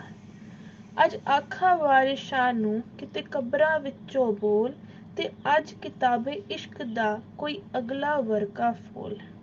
ਇੱਕ ਰੋਈ ਸੀ ਧੀ ਪੰਜਾਬ ਦੀ, ਤੂੰ ਲਿਖ ਲਿਖ ਮਾਰੇ ਵੈਣ, ਅੱਜ ਲੱਖਾਂ ਧੀਆਂ ਰੋਂਦੀਆਂ ਤੈਨੂੰ ਵਾਰਿਸ ਸ਼ਾਹ ਨੂੰ ਕਹਿਣ। ਵੇ ਦਰਦਮੰਦਾਂ ਦੀਆਂ ਦਰਦੀਆਂ, ਉੱਠ ਤੱਕ ਆਪਣਾ ਪੰਜਾਬ, ਅੱਜ ਬੇਲੇ ਲਾਸ਼ਾਂ ਵਿਛੀਆਂ ਤੇ ਲੂ ਦੀ ਭਰੀ ਚਨਾਬ। ਕਿਸੇ ਨੇ ਪੰਜਾਂ ਪਾਣੀਆਂ ਵਿੱਚ ਦਿੱਤਾ ਜ਼ਹਿਰ ਰਲਾ, ਤੇ ਉਨ੍ਹਾਂ ਪਾਣੀਆਂ ਤਰਤ ਨੂੰ ਦਿੱਤਾ ਪਾਣੀ ਲਾ। ਅੰਮ੍ਰਿਤਾ ਨੇ ਆਪਣੀ ਸਵੈ ਜੀਵਨੀ ਰਸੀਦੀ ਟਿਕਟ ਵਿੱਚ ਇਸ ਕਵਿਤਾ ਬਾਰੇ ਲਿਖਿਆ, ਭਾਵੇਂ ਪੁਰਾਣੀਆਂ ਤਵਾਰੀਖਾਂ ਨੇ ਬੜੇ ਅਤਿਆਚਾਰੀ ਕਾਂਡ ਅਸਾਂ ਲੋਕਾਂ ਨੇ ਪੜ੍ਹੇ ਹੋਏ ਸਨ, ਪਰ ਤਾਂ ਵੀ ਸਾਡੇ ਦੇਸ਼ ਦੀ ਵੰਡ ਵੇਲੇ ਜੋ ਕੁਝ ਹੋਇਆ, ਕਿਸੇ ਦੀ ਕਲਪਨਾ ਵਿੱਚ ਇਹੋ ਜਿਹਾ ਖੂਨੀ ਕਾਂਡ ਨਹੀਂ ਆ ਸਕਦਾ। ਦੁੱਖਾਂ ਦੀਆਂ ਕਹਾਣੀਆਂ ਕਰ ਕੇ ਲੋਕ ਥੱਕ ਗਏ ਸਨ, ਪਰ ਇਹ ਕਹਾਣੀਆਂ ਉਮਰ ਤੋਂ ਪਹਿਲਾਂ ਮੁੱਕਣ ਵਾਲੀਆਂ ਨਹੀਂ ਸਨ। ਮੈਂ ਲਾਸ਼ਾਂ ਤੱਕੀਆਂ ਸਨ, ਲਾਸ਼ਾਂ ਵਰਗੇ ਲੋਕ ਤੱਕੇ ਸਨ, ਤੇ ਜਦੋਂ ਲਾਹੌਰ ਤੋਂ ਜ਼ਿਆਦਾ ਦੇਹਰਾਦੂਨ ਪਨਾਹ ਲਈ ਤਾਂ ਨੌਕਰੀ ਕੀਤੀ ਤੇ ਦਿੱਲੀ ਰਹਿਣ ਲਈ ਕਿਸੇ ਥਾਂ ਦੀ ਤਲਾਸ਼ ਵਿੱਚ ਦਿੱਲੀ ਆਈ ਸਾਂ। ਜਦੋਂ ਵਾਪਸੀ ਦਾ ਸਫ਼ਰ ਕਰ ਰਹੀ ਸਾਂ ਤਾਂ ਚਲਦੀ ਗੱਡੀ ਵਿੱਚ ਨੀਂਦਰ ਅੱਖਾਂ ਦੇ ਨੇੜੇ ਨਹੀਂ ਸੀ ਆ ਰਹੀ। ਗੱਡੀ ਤੋਂ ਬਾਹਰਲਾ ਘੋਰ ਹਨੇਰਾ ਸਮੇਂ ਦੀ ਤਵਾਰੀਖ ਵਰਗਾ ਸੀ। ਹਵਾ ਇਸ ਤਰ੍ਹਾਂ ਸ਼ਾਂ-ਸ਼ਾਂ ਕਰ ਰਹੀ ਸੀ, ਜਿਵੇਂ ਤਵਾਰੀਖ ਦੇ ਪੁੱਕਲ ਵਿੱਚ ਬਹਿ ਕੇ ਰੋਂਦੀ ਹੋਵੇ। ਬਾਹਰ ਉੱਚੇ ਉੱਚੇ ਰੁੱਖਾਂ ਦੁੱਖਾਂ ਵਾਂਗ ਉੱਗੇ ਹੋਏ ਸਨ। ਕਈ ਵਾਰ ਰੁੱਖ ਕੋਈ ਨਾ ਹੁੰਦੇ, ਸਿਰਫ ਇੱਕ ਵੀਰਾਨੀ ਹੁੰਦੀ, ਤੇ ਉਸ ਵੀਰਾਨੀ ਦੇ ਟਿੱਬੇ ਇਸ ਤਰ੍ਹਾਂ ਜਾਪਦੇ ਜਿਵੇਂ ਕਬਰਾਂ ਹੋਣ। ਵਾਰਿਸ ਸ਼ਾਹ ਦੇ ਬੋਲ ਮੇਰੇ ਜ਼ਿਹਨ ਵਿੱਚ ਘੁੰਮਦੇ ਪਏ ਸਨ। ਭਲਾ ਮੋਏ ਤੇ ਵਿਛੜਾ ਕੌਣ ਮੇਲੇ, ਤੂੰ ਮੈਨੂੰ ਲੱਗਾ ਵਾਰਿਸ ਸ਼ਾਹ ਕਿੱਡਾ ਵੱਡਾ ਕਵੀ ਸੀ। ਉਹ ਹੀਰ ਦੇ ਦੁੱਖ ਨੂੰ ਗਾ ਸਕਿਆ। ਅੱਜ ਪੰਜਾਬ ਦੀ ਇੱਕ ਧੀ ਨਹੀਂ, ਲੱਖਾਂ ਧੀਆਂ ਰੋਂਦੀਆਂ ਪਈਆਂ ਹਨ। ਅੱਜ ਇਹਨਾਂ ਦੇ ਦੁੱਖ ਨੂੰ ਕੌਣ ਗਾਏਗਾ, ਤੇ ਮੈਨੂੰ ਵਾਰਿਸ ਸ਼ਾਹ ਤੋਂ ਬਿਨਾਂ ਕੋਈ ਹੋਰ ਇਹੋ ਜਿਹਾ ਨਾ ਜਾਪਿਆ ਜਿਸ ਨੂੰ ਮੁਖਾਤਬ ਕਰਕੇ ਮੈਂ ਇਹ ਗੱਲ ਆਖਦੀ। ਉਸ ਰਾਤ ਚਲਦੀ ਗੱਡੀ ਵਿੱਚ ਹਿਲਦੀ ਤੇ ਕੰਬਦੀ ਕਲਮ ਨਾਲ ਇਹ ਨਜ਼ਮ ਲਿਖੀ। ਕੁਝ ਦਿਨ ਪਾ ਕੇ ਇਹ ਨਜ਼ਮ ਛਪੀ। ਪਾਕਿਸਤਾਨ ਪਹੁੰਚੀ ਤੇ ਕੁਝ ਦੇਰ ਪਿੱਛੋਂ ਜਦੋਂ ਪਾਕਿਸਤਾਨ ਵਿੱਚ ਫੌਜੀ ਅਹਿਮਦ ਫੌਜ ਦੀ ਕਿਤਾਬ ਛਪੀ, ਉਹਦੇ ਦੀਬਾਚੇ ਵਿੱਚ ਅਹਿਮਦ ਨਦੀਮ ਕਾਸਮੀ ਨੇ ਲਿਖਿਆ ਕਿ ਇਹ ਨਜ਼ਮ ਉਹਨਾਂ ਨੇ ਉਦੋਂ ਪੜ੍ਹੀ ਜਦੋਂ ਉਹ ਜੇਲ੍ਹ ਵਿੱਚ ਸਨ। ਜੇਲ੍ਹ ਤੋਂ ਬਾਹਰ ਆ ਕੇ ਵੇਖਿਆ ਕਿ ਲੋਕ ਇਸ ਨਜ਼ਮ ਨੂੰ ਪੁੱਜਿਆਂ ਵਿੱਚ ਰੱਖਦੇ ਸਨ, ਕੱਢ ਕੇ ਪੜ੍ਹ ਕੇ ਤੇ ਰੋਂਦੇ ਸਨ। ਉਸਨੇ ਕਵਿਤਾ ਪੰਜਾਬ ਦੀ ਕਹਾਣੀ ਲੰਮੀਆਂ ਵਾਟਾਂ ਵਿੱਚ 4 ਮਾਰਚ 1947 ਤੋਂ 15 ਅਗਸਤ 1947 ਤੱਕ ਦੀ ਕਹਾਣੀ ਤੋਂ ਉਪਜੇ ਪ੍ਰਭਾਵ ਦਾ ਕਰੁਣਾ ਤੇ ਅੰਕਿਤ ਕੀਤਾ। ਕਣਕਾਂ ਦਾ ਗੀਤ, ਸਾਨੂੰ ਮਿਲੀ ਜਾਣ ਹੋ ਵਰਗੇ ਜੋ ਗੀਤ ਵੀ ਲਿਖੇ, ਉਨ੍ਹਾਂ ਉੱਤੇ ਇਸ ਤਰਾਸਦੀ ਦੀ ਛਾਪ ਸੀ। ਜੋ ਹੋਰ ਬੌਧਿਕ ਰੂਪ ਵਿੱਚ ਕਵਿਤਾਵਾਂ ਵੀ ਲਿਖੀਆਂ, ਉਨ੍ਹਾਂ ਵਿੱਚ ਇਸ ਤਰਾਸਦੀ ਦਾ ਨਿਰੀਖਣ ਸੀ। ਮਜ਼ਹਬ ਦੇ ਮੱਥੇ ਉੱਤੇ ਜੇ ਖੂਨ ਦੇ ਦਾਗ ਸਨ, ਉਸਨੂੰ ਨਿੰਦਿਆ, ਫਿਰੂਕ ਸਿਆਸਤ ਨੂੰ ਕੋਸਿਆ। ਉਸ ਮਜ਼ਹਬ ਦੇ ਮੱਥੇ ਉੱਤੇ ਕੌਣ ਪਵੇਗਾ ਖੂਨ, ਜਿਸ ਦੇ ਆਸ਼ਕ ਹਰ ਇੱਕ ਪਾਪ ਮਜ਼ਹਬ ਦੇ ਮੱਥੇ ਲਈ ਜਾਣ। ਹਰ ਇੱਕ ਬੋਲ ਕਸੋਲਾ, ਹਰ ਇੱਕ ਸੋਚ ਅਵੈੜੀ, ਹਰ ਮੱਲੇ ਕੰਡਿਆਲੇ, ਰਾਹ ਰਾਹ ਜਾਂਦੀਆਂ ਖੈਸਰ ਜਾਣ। ਸਾੜਨ ਹਿੱਕਾਂ ਕੁੱਲੀਆਂ, ਟੋਲਣ ਲਹੂ ਜੁਆਨ, ਤੇ ਲਹੂ ਗੜੂਚੇ ਹੱਥ ਮਜ਼ਹਬ ਦੀ ਬੁੱਕਲ ਵਿੱਚ ਛੁਪਾਣ।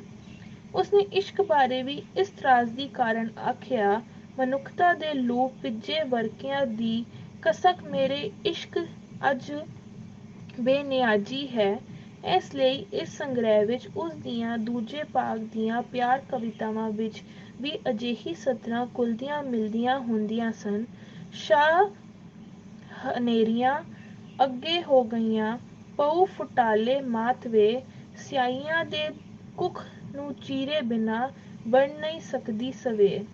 ਉਸ ਦੀ ਕਵਿਤਾ ਵਿੱਚ ਪਿਆਰ ਦੇ ਰਲਵੇਂ ਮਿਲਵੇਂ ਭਾਵ ਹਨ। ਕਿਤੇ ਉਹ ਜਾਣ ਵਾਲੇ ਨੂੰ ਆਖਦੀ ਹੈ, ਜਾਣ ਵਾਲੇ ਇੰਜ ਨਾ ਜਾ, ਤੂੰ ਮੇਰੇ ਜੀਵਨ ਦੀ ਲੋੜ ਹੈ, ਤੇ ਕਿਤੇ ਹਮਸਫ਼ਰ ਨਾਲ ਉਸਦਾ ਤਿੜਕ ਰਿਹਾ ਸਾਥ ਇਹਨਾਂ ਅੱਖਰਾਂ ਦੇ ਰੂਪ ਵਿੱਚ ਤਰਦਾ ਹੈ। ਹਮਸਫ਼ਰ ਅੱਜ ਸਾਥ ਤੇਰਾ ਦੂਰ ਜਾ ਰਿਹਾ ਹੈ, ਵਿਦਾ ਇਸ ਕਿਸ਼ਤੀ ਤੋਂ, ਵਿਦਾ ਇਸ ਚੁੱਪ ਨੂੰ, ਵਿਦਾ ਐਸੀ ਮਾਲੀ ਨੂੰ ਜੇ ਇਸ ਨੂੰ ਚਲਾ ਰਿਹਾ ਹੈ। ਜੀਵਨ ਦੀ ਲਹਿਰ ਇੱਕ ਪਾਸਾ ਪਲਟ ਰਹੀ ਹੈ, ਇੱਕ ਮੁਸਾਫਿਰ ਨੂੰ ਕਿਨਾਰਾ ਕਿਤੇ ਹੋਰ ਲਾ ਰਿਹਾ ਹੈ, ਇੱਕ ਮੁਸਾਫਿਰ ਨੂੰ ਕਿਨਾਰਾ ਕਿਤੇ ਹੋਰ ਲਾ ਰਿਹਾ ਹੈ।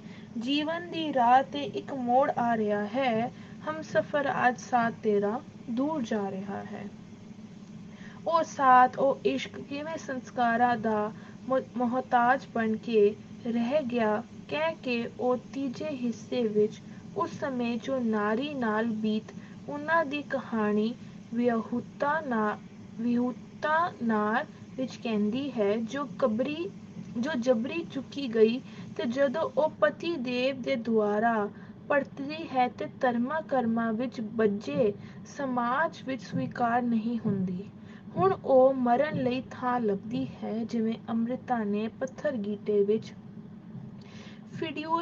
ਫਿਡਿਊਲ ਪੂੰਜੀਵਾਦ ਸਮਾਜ ਦੀਆਂ ਕੀਮਤਾਂ ਦਾ ਨਿਰੀਖਣ ਕਰਦਿਆਂ ਨਾਰੀ ਦੀ ਸਥਿਤੀ ਨੂੰ ਪੇਸ਼ ਕੀਤਾ ਹੈ, ਉਵੇਂ ਹੀ ਕੰਨਿਆਦਾਨ ਵਿੱਚ ਉਹ ਨਾਰੀ ਦੇ ਅਸਤਿਤਵ ਅਤੇ ਉਸਦੇ ਆਲੇ ਦੁਆਲੇ ਕਾਇਮ ਗੁਲਾਮੀ ਦਾ ਪ੍ਰਸ਼ਨ ਉਠਾਉਂਦੀ ਹੈ। ਰਤੀ ਮਹਿੰਦੇ ਨਾਲ ਲਬੇੜੀ, ਸੂਹੇ ਸਾਲੂ ਵਿੱਚ ਲਪੇਟੀ, ਪੀਲੇ ਸੋਨੇ ਨਾਲ ਵਲੇਟੀ, ਮਾਸ ਦੀ ਬੂਟੀ ਕੁੱਖ ਦੀ ਬੇਟੀ, ਵਾਹ ਵਾਹ ਦਾਨੀ ਵਾਹ ਵਾਹ ਦਾਤੇ, ਕਿਤੇ ਕਰਮ ਕਮਾਣੇ, ਜਿਹੜੀ ਚੋਲੀ ਤੱਕਣ ਉਹੀ ਪਰਵਾਣੇ। ਉਹ ਇਸ ਸਥਿਤੀ ਨੂੰ ਗਊਸ਼ਾਲਾ ਦੇ ਪ੍ਰਤੀਕ ਰਾਹੀਂ ਪੇਸ਼ ਕਰਦੀ ਹੈ। ਉਹਨਾਂ ਸਮਾਜ ਦੀ ਰੱਖਿਆ ਨੂੰ ਨਿੰਦਦੀ ਹੈ, ਜਿਨ੍ਹਾਂ ਨੂੰ ਆਪਣੀ ਨੈਤਿਕਤਾ ਦਾ ਫਿਕਰ ਕੀਤੇ ਬਿਨਾਂ ਗੁਆਂਢੀ ਦੀ ਧੀ ਦੇ, ਹਮਸਾਏ ਦੇ ਪੁੱਤਰ ਦਾ ਕਿੰਨਾ ਫਿਕਰ ਹੈ, ਤੇ ਇਸ ਮਾਹੌਲ ਵਿੱਚ ਕਿਹੋ ਜਿਹੀ ਮੁਹੱਬਤ, ਕੌਣ ਆਵਾਜ਼ ਤੇ ਹਰਫ ਸੁਣਾਉਂਦਾ ਹੈ। ਲਹੂ ਸਿੰਮੇ ਹੋਠ ਨੂੰ ਮੀਟ ਲੈ ਕਾਫਰਾ, ਕੌਣ ਸੁਣੇਗਾ ਹਰਫ ਤੇਰੀ ਆਵਾਜ਼ ਦੇ, ਕੰਨ ਰੱਤਾ ਬੋਲੇ ਨੇ ਸਮਾਜ ਦੇ, ਵਹਿਸ਼ਤ ਦਾ ਸ਼ੋਰ ਤਾਂ ਸੁਣ ਸਕਦੇ ਨੇ ਐ, ਪਰ ਸੁਣ ਨਹੀਂ ਸਕਦੇ ਕਦੇ, ਮਿੱਠਦੇ ਮੱਧਮ ਤਾਰ ਸੱਚ ਦੇ ਸਾਜ਼ ਦੇ। ਪ੍ਰਗਤੀਸ਼ੀਲਤਾ ਦੇ ਦੋ ਪ੍ਰਭਾਵ ਅੰਮ੍ਰਿਤਾ ਤੇ ਪਏ ਸਨ। ਉਹ ਵੀ ਸਮਾਜ ਦੀ ਨਿਰੀਖਣ ਕਰਨ ਵਿੱਚ ਸਹਾਇਕ ਹੋਈ। ਇਸ ਸਦਕਾ ਉਪਰੋਕਤ ਭਾਵ ਵਾਲੀਆਂ ਪ੍ਰਭਾਵਸ਼ਾਲੀ ਕਵਿਤਾਵਾਂ ਉਘੜਦੀਆਂ ਤੇ ਉਸਦੀ ਕਵਿਤਾ ਦਾ ਵਿਕਾਸ ਸਾਹਮਣੇ ਆਇਆ। 1950 ਵਿੱਚ ਅੰਮ੍ਰਿਤਾ ਨੇ ਮੈਂ ਤਵਾਰਿਖ ਹਾਂ ਹਿੰਦ ਦੀ ਲੰਬੀ ਕਵਿਤਾ ਲਿਖੀ, ਜਿਸ ਵਿੱਚ 14 ਅਗਸਤ 1947 ਦੀ ਰਾਤ ਨੂੰ ਕਰਮਾਂ ਵਾਲੀ ਰਾਤ ਆਖਿਆ ਤੇ 15 ਅਗਸਤ ਦੇ ਉਦੇ ਹੋ ਰਹੀ ਸੀ, ਜਦੋਂ 47 ਦੀ ਤਰਾਸਦੀ ਦੇਖਣ ਬਾਅਦ ਦੇਸ਼ ਆਜ਼ਾਦ ਹੋ ਰਿਹਾ ਸੀ, ਸਾਮਰਾਜ ਤੋਂ ਮੁਕਤ ਹੋ ਰਿਹਾ ਸੀ। ਆਜ਼ਾਦੀ ਅਜਿਹਾ ਅਹਿਸਾਸ ਸੀ ਜੋ ਸਾਰੀ ਤਰਾਸਦੀ ਨੂੰ ਭੁਲੱਖਣ ਲਈ ਕਹਿ ਰਿਹਾ ਸੀ। ਸਹਿਕਾਵ ਸਵੇਰੇ ਤੇ ਉਹ ਕੋਈ ਐਸਾ ਗੀਤ ਚਾਹੁੰਦੀ ਸੀ ਜੋ ਸਾਰੇ ਬ੍ਰਹਿਮੰਡ 'ਚ ਛਾ ਜਾਵੇ। ਮੈਂ ਤਵਾਰਿਕ ਹਾਂ ਹਿੰਦ ਦੀ, ਮੇਰੀ ਆਈ ਸਹਿ ਕਵੀ ਸਵੇਰ, ਕਹਿ ਨਾ ਸਕੀਏ ਗੀਤ ਕੋਈ, ਅੱਜ ਸੁੱਤੇ ਸਾਜ ਜਾਗਾ। ਵਿਹੜੇ ਵਿੱਚ ਅੱਜ ਸੁਣਦੇ, ਅੱਜ ਮੇਰੇ ਘਰ ਛਾ ਜਾਏ ਬ੍ਰਹਿਮੰਡ ਤੇ ਐਸਾ ਗੀਤ ਸੁਣਾ।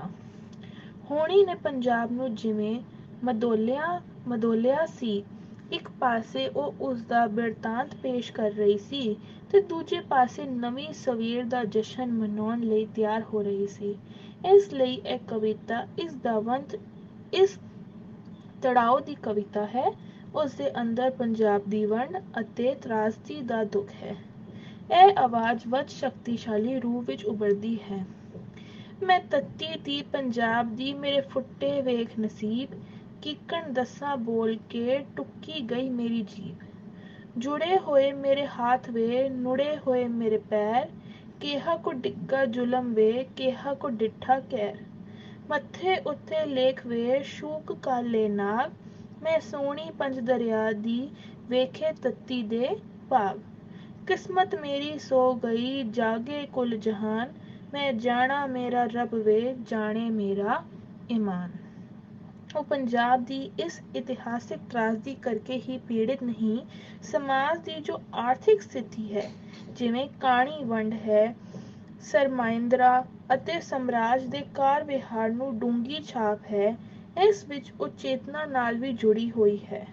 ਆਜ਼ਾਦੀ ਤੋਂ ਬਾਅਦ ਭਵਿੱਖ ਦੇ ਸਮਾਜਿਕ ਢਾਂਚੇ ਬਾਰੇ, ਆਰਥਿਕ ਪ੍ਰਬੰਧ ਬਾਰੇ, ਨਵੇਂ ਸੰਵਿਧਾਨ ਬਾਰੇ ਜੋ ਗੱਲਾਂ ਕੀਤੀਆਂ ਜਾ ਰਹੀਆਂ ਸਨ, ਉਨ੍ਹਾਂ ਤੋਂ ਸਮਾਜਵਾਦ ਦਾ ਪ੍ਰਭਾਵ ਹੈ।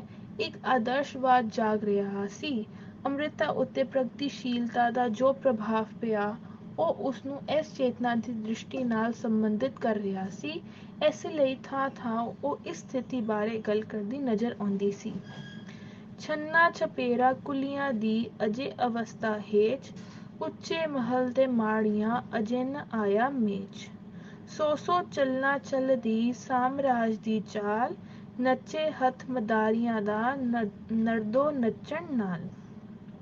ਇਸ ਵਿਸ਼ਲੇਸ਼ਣ ਕਰਨ ਬਾਅਦ ਫਿਰ ਉਸਦਾ ਆਦਰਸ਼ਵਾਦ ਜਾਗਦਾ ਹੈ। ਭਵਿੱਖ ਦਾ ਸੁਪਨ, ਆਸ, ਉਮੀਦਾਂ ਅੱਖਾਂ 'ਚ ਹੈ। ਉਸਦਾ ਯਕੀਨ ਮਨੁੱਖ ਵਿੱਚ ਹੈ ਜੋ ਵੱਡੀਆਂ ਤਰਾਸਦੀਆਂ ਬਾਅਦ ਵੀ ਨਵਾਂ ਸਮਾਜ ਸਿਰਜ ਸਕਦਾ ਹੈ। ਉਸ ਸਮੇਂ ਦਾ ਰੋਮਾਨੀ ਪ੍ਰਗਤੀਵਾਦ ਇਸ ਆਦਰਸ਼ਵਾਦ ਨਾਲ ਜੁੜਿਆ ਹੋਇਆ ਸੀ। ਇਸ ਲਈ ਅੰਮ੍ਰਿਤਾ ਨੇ ਇਸ ਭਵਿੱਖ ਚੇਤਨਾ ਨਾਲ ਆਖਿਆ, ਅੱਜ ਸਰਗੀ ਵੇਲੇ ਵੇਖਦਾ ਨਵੇਂ ਯੁੱਗਾਂ ਦਾ ਮੁੱਖ, ਜੀਵੇ ਫਿਰ ਮਨੁੱਖਤਾ, ਜੀਵੇ ਫਿਰ ਮਨੁੱਖ। ਚੰਨ ਜੋ ਚੁੱਕਿਆ ਅੰਬਰਾ, ਇਸਨੂੰ ਕਹੇ ਪ੍ਰਮਾਣ, ਸੂਰਜ ਉਗਰੀ ਅਰਸ਼ ਤੇ, ਇਸਨੂੰ ਕਰੇ ਸਲਾਮ। ਰੋਮਾਨੀ ਆਦਰਸ਼ਵਾਦ ਤੇ ਚੇਤਨਾ। ਅੰਮ੍ਰਿਤਾ ਦੀ ਕਵਿਤਾ ਵਿੱਚ ਇੱਕ ਆਦਰਸ਼ਵਾਦੀ ਮੋੜ ਆ ਗਿਆ ਸੀ। ਇਸ ਵਿੱਚ ਰੋਮਾਨੀ ਪ੍ਰਗਤੀਵਾਦੀ ਚੇਤਨਾ ਘੁਲੀ ਹੋਈ ਸੀ। ਸਰਗੀ ਵੇਲਾ 1951 ਦੀਆਂ ਕਵਿਤਾਵਾਂ ਉੱਤੇ ਇਸ ਦੀ ਛਾਪ ਦੇਖੀ ਜਾ ਸਕਦੀ ਸੀ। ਇਸ ਸੰਗ੍ਰਹਿ ਦੀਆਂ ਕਵਿਤਾ ਨੂੰ ਅੰਮ੍ਰਿਤਾ ਨੇ 4 ਭਾਗਾਂ ਵਿੱਚ ਵੰਡਿਆ। ਪਹਿਲੇ ਭਾਗ ਦੀਆਂ ਕਵਿਤਾ ਵਿੱਚ ਪਿਆਰ ਦੇ ਸੁਪਨੇ ਫਿਰ ਜਾਗ ਪਏ ਹਨ। ਪਿਆਰ ਦੀ ਸਿਮਰਤੀ, ਪਿਆਰ ਦੇ ਜਜ਼ਬੇ ਦੀ ਸ਼ੈਲੀ ਵਿਦਮਾਨ ਹੈ। ਪਿਆਰ ਪ੍ਰਤੀਆਤਮਕ ਸਿਰਜਦਾ ਹੈ। ਉਹ ਪੌਣੇ ਤੋਂ ਭੁੱਖਰ ਨੂੰ ਪੰਖ ਆਪਣੇ ਵੱਲ ਮੋੜਨ ਲਈ ਆਖਦੀ ਹੈ। ਅਜੇ ਵੀ ਅੱਖਾਂ ਵਿੱਚ ਉਹੀ ਸੁਪਨੇ ਲਟਕਦੇ ਹਨ। ਸਾਹ, ਰਾਤਾਂ ਤੇ ਮੀਡੀ ਵਿੱਚ ਚੰਦ ਤਾਰਿਆਂ ਦੀ ਖੂਬਸੂਰਤ ਦੇ ਬਿੰਬ ਜਾਗਦੇ ਹਨ। ਆ ਨੀ ਮੇਰੀਏ ਜਿੰਦੇ, ਅਜੇ ਵੀ ਉਹੀ ਸੁਪਨੇ ਤੇਰੇ, ਅੱਖੀਆਂ ਵਿੱਚ ਲਟਕਦੇ, ਪੌਣਾਂ ਵਿੱਚ ਸੁਗੰਧਾ ਉੱਡਦੀ, ਚਿਮਣੀਆਂ 'ਚੋਂ ਅੱਥਰੂ ਪੁੰਝਦੀ।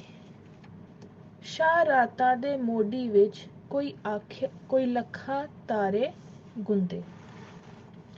ਉਸ ਅੰਦਰ ਅਜੇ ਸਮਾਜ ਦੇ ਸਿੱਕੇ ਖੋਟੇ ਦਾ ਅਹਿਸਾਸ ਜਾਗਦਾ ਹੈ ਤੇ ਦੂਜੇ ਭਾਗ ਦੀਆਂ ਕਵਿਤਾਵਾਂ ਪਿਆਰ ਨਾਲ ਸੰਬੰਧਿਤ ਹੁੰਦੀਆਂ ਵੀ ਚਨਾਵਾਂ ਨੂੰ ਇੱਕ ਆਦਤ ਹੈ ਡੋਬਾ ਦੇਣ ਦੀ ਅਹਿਸਾਸ ਨਾਲ ਜੁੜੀਆਂ ਹੋਈਆਂ ਹਨ। ਪ੍ਰੀਤਾਂ ਦੀ ਪੈਰੀ ਠੋਕਰਾਂ ਦੀ ਗੱਲ ਉਸਦੇ ਅਵਚੇਤਨ ਤੱਕ ਲਿਖੀ ਹੋਈ ਹੈ। ਉਹ ਪਿਆਰ ਦੇ ਸਾਰੇ ਇਤਿਹਾਸ ਵਿੱਚ ਵਾਪਰੀ ਇਸ ਤਰਾਸਦੀ ਨੂੰ ਯਾਦ ਕਰਦੀ ਹੈ। ਲੱਖ ਸੋਹਣਿਆਂ ਦੀ ਆਵਾਜ਼ ਇਸ ਚਨਾਹ ਦੇ ਵਿੱਚੋਂ ਆ ਰਹੀ, ਲੱਖਾਂ ਪੁੰਨਿਆਂ ਦਾ ਪੈਰ ਅਜੇ ਰੇਤਾਂ ਦੇ ਵਿੱਚ ਵਿਚਲ ਰਿਹਾ।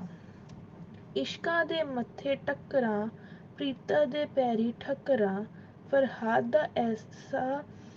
ਫਰਹਾਦ ਦਾ ਤੇਸਾ ਅਜੇ ਪਹਾੜ ਨੂੰ ਟੱਕਰਾ ਰਿਹਾ। ਇਸ ਕਾਵਿ ਸੰਗ੍ਰਹਿ ਦੇ ਤੀਜੇ ਹਿੱਸੇ ਵਿੱਚ ਫਿਰ ਉਹ ਕਵਿਤਾਵਾਂ ਹਨ ਜਿਨ੍ਹਾਂ ਵਿੱਚ 1947 ਦੇ ਦੁਖਾਂਤ ਦੀ ਪੀੜ ਜਾਗ ਰਹੀ ਹੈ। ਉਸ ਕਤਲੇਆਮ, ਬਲਾਤਕਾਰ, ਲੁੱਟ ਖਸੁੱਟ ਵਿੱਚ ਸਭ ਤੋਂ ਵੱਧ ਜ਼ੁਲਮ ਔਰਤਾਂ ਤੇ ਹੋਇਆ। ਅੰਮ੍ਰਿਤਾ ਨਾਰੀ ਚੇਤਨਾ ਨਾਲ ਆਪਣੇ ਪਹਿਲੇ ਕਾਵਿ ਸੰਗ੍ਰਹਿ ਤੋਂ ਹੀ ਜੁੜੀ ਹੋਈ ਹੈ।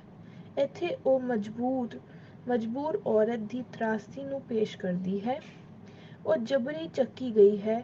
ਇਸ ਜ਼ੋਰ ਜ਼ਬਰ ਦੀ ਹੱਦ ਵਿੱਚ ਜਿਵੇਂ ਧਰਮ ਈਮਾਨ ਵਿਕਿਆ, ਜਿਵੇਂ ਦੇਸ਼ ਦੀ ਨਾਰ ਵਿਕੀ। ਉਹ ਇਸ ਪੀੜਾ ਨੂੰ ਉਲੇਖਦੀ ਹੈ।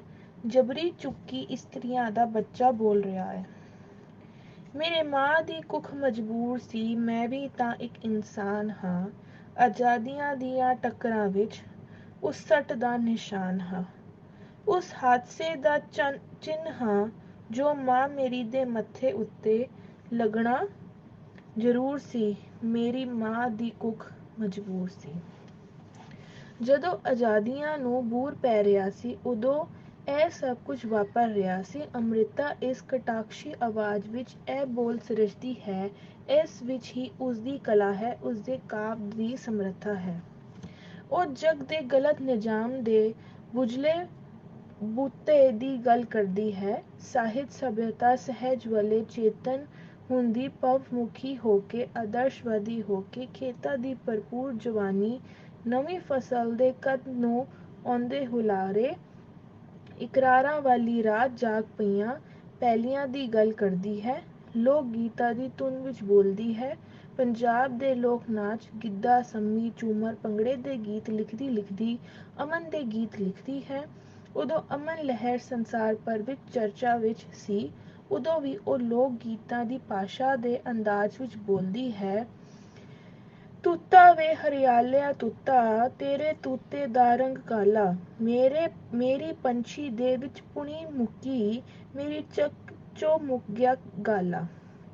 ਬੈਲਾਂ ਦੇ ਗਲ ਟਲੀਆਂ ਟੁੱਟੀਆਂ, ਉਹਦੇ ਹੱਥਾਂ ਚੋਂ ਫੁੱਟ ਗਿਆ ਫਾਲਾ, ਵੇ ਨਵੀਂ ਲਾਮ ਦੀਆਂ ਗੱਲਾਂ ਸੁਣਦਾ ਅੱਜ ਮੇਰਾ ਜੋਬਨ ਵਾਲਾ। ਅੰਮ੍ਰਿਤਾ ਪ੍ਰੀਤਮ ਨੇ ਅਜਿਹੇ ਗੀਤ ਨੂੰ ਨਵੀਂ ਸਵੇਰ ਅਤੇ ਕਣਕਾਂ ਦੇ ਗੀਤ 1991 ਵਿੱਚ ਵੱਖਰੇ ਤੌਰ ਤੇ ਵੀ ਪ੍ਰਕਾਸ਼ਿਤ ਕੀਤਾ। ਅੰਮ੍ਰਿਤਾ ਪ੍ਰੀਤਮ ਅਸਲ ਵਿੱਚ ਲਾਹੌਰ ਰੇਡੀਓ ਤੋਂ ਬਾਅਦ ਵਿੱਚ ਆਲ ਇੰਡੀਆ ਰੇਡੀਓ ਲਈ ਕਈ ਰੂਪਕ ਤੇ ਲੋਕ ਗੀਤਾਂ ਦੇ ਧੁਨ ਦੇ ਗੀਤ ਲਿਖੇ। ਉਪਰੋਕਤ ਗੀਤ ਵੀ ਉਸੇ ਮੁੱਢਲੇ ਦੌਰ ਵਿੱਚ ਲਿਖੇ ਗਏ।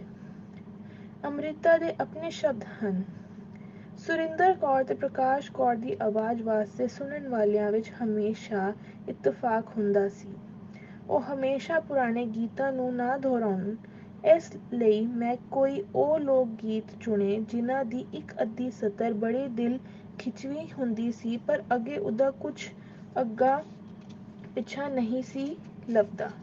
ਉਸ ਹਾਲਤ ਵਿੱਚ ਮੈਂ ਉਸ ਪਿਆਰੀ ਸਤਰ ਨੂੰ ਲੈ ਕੇ ਉਸਦੇ ਨਾਲ ਦੇ 3 ਅੰਤਰੇ ਲਿਖ ਕੇ ਰਲਾ ਦਿੰਦੀ। ਮੈਂ ਉਸਨੂੰ ਅਸਥਾਈ ਬਣਾ ਕੇ ਉਹ ਗੀਤ ਪੇਸ਼ ਹੋ ਜਾਂਦਾ। ਅੰਮ੍ਰਿਤਾ ਪ੍ਰੀਤਮ ਦਾ ਕਵੀ ਸੰਗ੍ਰਹਿ ਸੁਨੇਹੜੇ 1951 ਵਿੱਚ ਪ੍ਰਕਾਸ਼ਿਤ ਹੋਇਆ ਤੇ ਇਸ ਵਾਸਤੇ ਵੀ ਉਸਨੂੰ ਭਾਰਤੀ ਸਾਹਿਤ ਅਕੈਡਮੀ ਦਾ ਪੁਰਸਕਾਰ ਵੀ ਪ੍ਰਾਪਤ ਹੋਇਆ।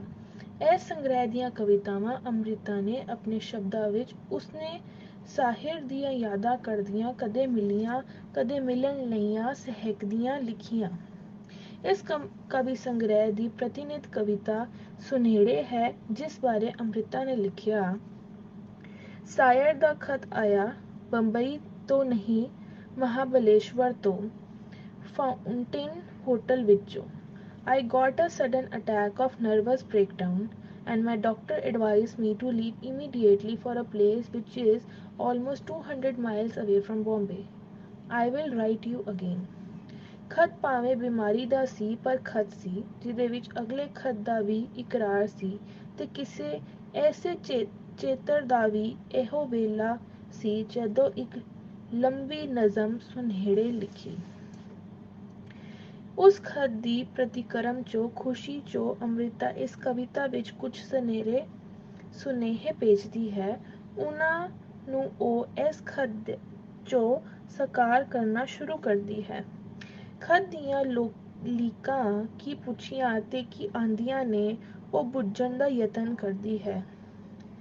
ਦੋਵੇਂ ਹੱਥ ਸਾਡੇ ਅੱਜ ਹੋਏ ਭੋਰੇ, ਅੱਖਾਂ ਚਿਲੀਆਂ ਹੁੰਦੀਆਂ ਜਾਂਦੀਆਂ ਨੇ, ਕਲਮਾਂ ਤੇਰੀਆਂ ਅੱਜ ਸਰਾਵਣੀਆਂ ਤੇ ਸਾਡੇ ਨਵੇਂ ਨੂੰ ਪਾਇਆ ਬੁਲਾਂਦੀਆਂ ਨੇ।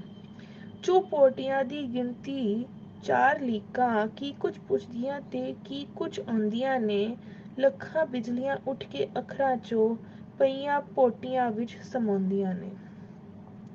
ਖਤ ਕਾਲੀਦਾਸ ਦੇ ਮੇਘਦੂਤ ਵਾਂਗ ਆਇਆ ਤੇ ਉਹਨਾਂ ਸੁਨੇਹਿਆਂ ਨੂੰ ਬੁੱਝ ਕੇ ਉਹ ਸੁਨੇਹੜੇ ਭੇਜਦੀ ਹੈ। ਵਿਰਹਾ, ਉਦਾਸੀ, ਹੰਝੂ, ਵਿਛੋੜੇ, ਸੱਜਣਾ ਦਾ ਦਰਦ, ਦੋਹਾਂ ਦਾ ਹਿਜਰ ਨਾਲ ਇੱਕ ਹੀ ਨਾਤਾ ਹੈ। ਰੋਜ਼ ਹਸ਼ਰ ਦਾ ਇਸ਼ਕ ਦਾ ਇਹੀ ਸਵਾਲ ਹੈ, ਜਲਾਂ ਥਲਾਂ ਵੀ ਇਹੀ ਆਵਾਜ਼ ਹੈ।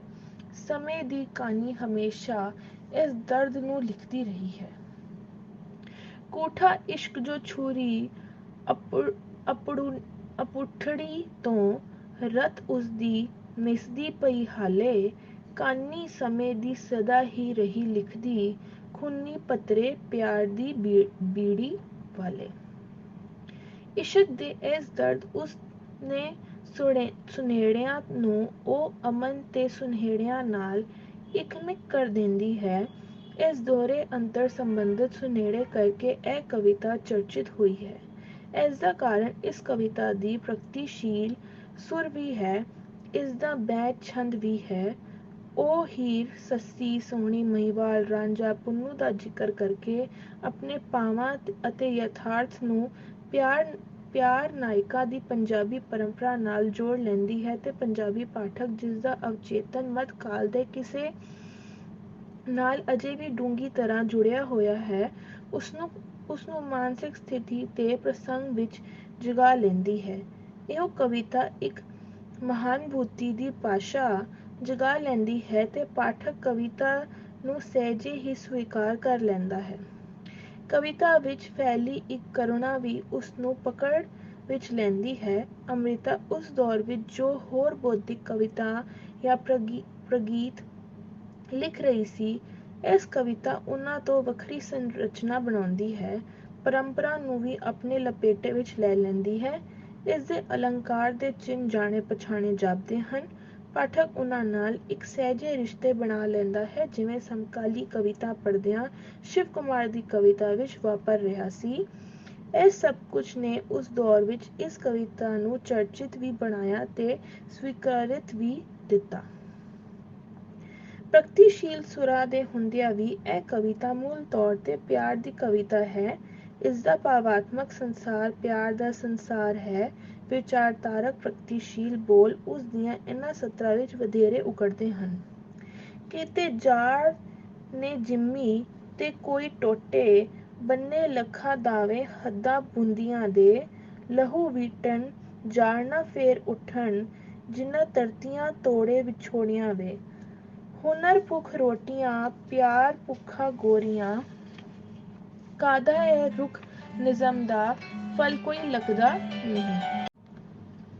ਇਸ਼ਕ ਸਿਮਰਦੀਆਂ ਪੰਜਾਬ ਚੇਤਨ ਚੋਂ ਲੰਘਦੀਆਂ। ਇਸ਼ਕ ਦਾ ਸਿਮਰਨ ਅੰਮ੍ਰਿਤ ਦੀ ਕਵਿਤਾ ਦੇ ਹਮੇਸ਼ਾ ਅੰਗ ਸੰਗ ਰਿਹਾ ਹੈ। ਸੁਨੇਹੜੇ ਵਿੱਚ ਉਹ ਇਸ਼ਕ ਸਿਮਰਦੀਆਂ ਨਾਲੋਂ ਨਾਲ ਪ੍ਰਗਤੀਸ਼ੀਲ ਚੇਤਨਾ ਚੋਂ ਲੰਘ ਰਹੀ ਸੀ। ਅਸ਼ੋਕਾ ਚੇਤੀ 1957 ਦੀ ਰਚਨਾ ਕਰਦਿਆਂ ਵੀ ਉਹ ਇਸ਼ਕ ਸਿਮਰਦੀਆਂ ਦੇ ਨਾਲ ਹੀ ਪੰਜਾਬ ਚੇਤਨਾ ਚੋਂ ਲੰਘ ਰਹੀ ਸੀ।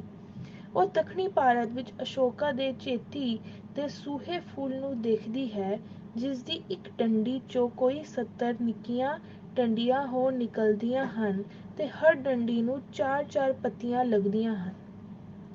ਉਸ ਨੂੰ ਬਿਆਨਦਿਆਂ ਉਹ ਇਸ਼ਕ ਦੀਆਂ ਸਿਮਰਤੀਆਂ ਨਾਲ ਜੁੜ ਜਾਂਦੀ ਹੈ ਤੇ ਅਸ਼ੋਕਾ ਚੇਤੀ ਉਸ ਇਸ਼ਕ ਵਿੱਚ ਰੂਪਾਂਤਰਿਤ ਹੋ ਜਾਂਦੀਆਂ ਹਨ।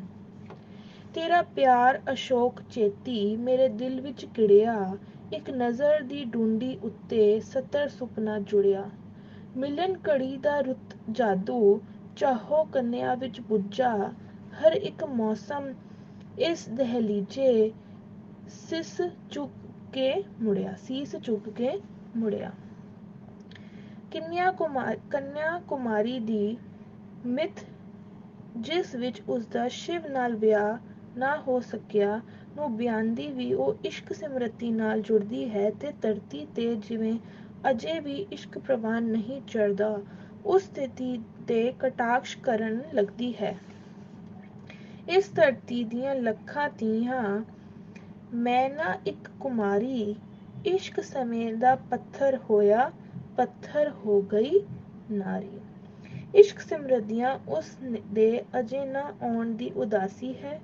ਉਸ ਦੀਆਂ ਯਾਦਾਂ ਹੰਸਾਂ ਦੀ ਡਾਰ ਵਾਂਗ ਆ ਰਹੀਆਂ ਹਨ। ਇਸ਼ਕ ਦੇ ਜਿੰਦੇ ਦਾ ਸੰਵਾਦ ਹੈ। ਨਵੇਂ ਬਿੰਬ ਦੀ ਸਿਰਜਣਾ 'ਚ ਇਹ ਇਸ਼ਕ ਦਾ ਕਾਵਿ ਤੁਰ ਰਿਹਾ ਹੈ। ਇਸ਼ਕ ਪੁਛੇਂਦਾ ਦੱਸ ਨੀ ਜਿੰਦੇ, ਕਿੱਕਣ ਦੇ ਹੋ ਗੁਜ਼ਾਰੇ, ਜਿੰਦ ਕਿਹਾ ਮੈਂ ਸੁਪਨੇ ਤੇਰੇ ਮਹਿੰਦੀ ਨਾਲ ਸ਼ਿੰਗਾਰੇ। ਇਸ਼ਕ ਪੁਛੇਂਦਾ ਦੱਸ ਕੀ ਜਿੰਦੇ, ਕਿੱਕਣ ਨੈਣੀ ਰੋਂਵਦੇ, ਜਿੰਦ ਕਹੇ ਮੈਂ ਲੱਖਾਂ ਤਾਰੇ ਜ਼ੁਲਫਾਂ ਤੇਰੀ ਵਿੱਚ ਗੁੰਦੇ। ਇਸ ਕਾਵਿ ਦੇ ਨਾਲ ਹੀ ਉਹ ਇਸ ਕਾਵਿ ਸੰਗ੍ਰਹਿ ਵਿੱਚ ਧਨੀ ਰਾਮ ਚਾਤ੍ਰਿਕ ਨੂੰ ਸ਼ਰਧਾਂਜਲੀ ਪੇਸ਼ ਕਰਦੀ ਹੈ।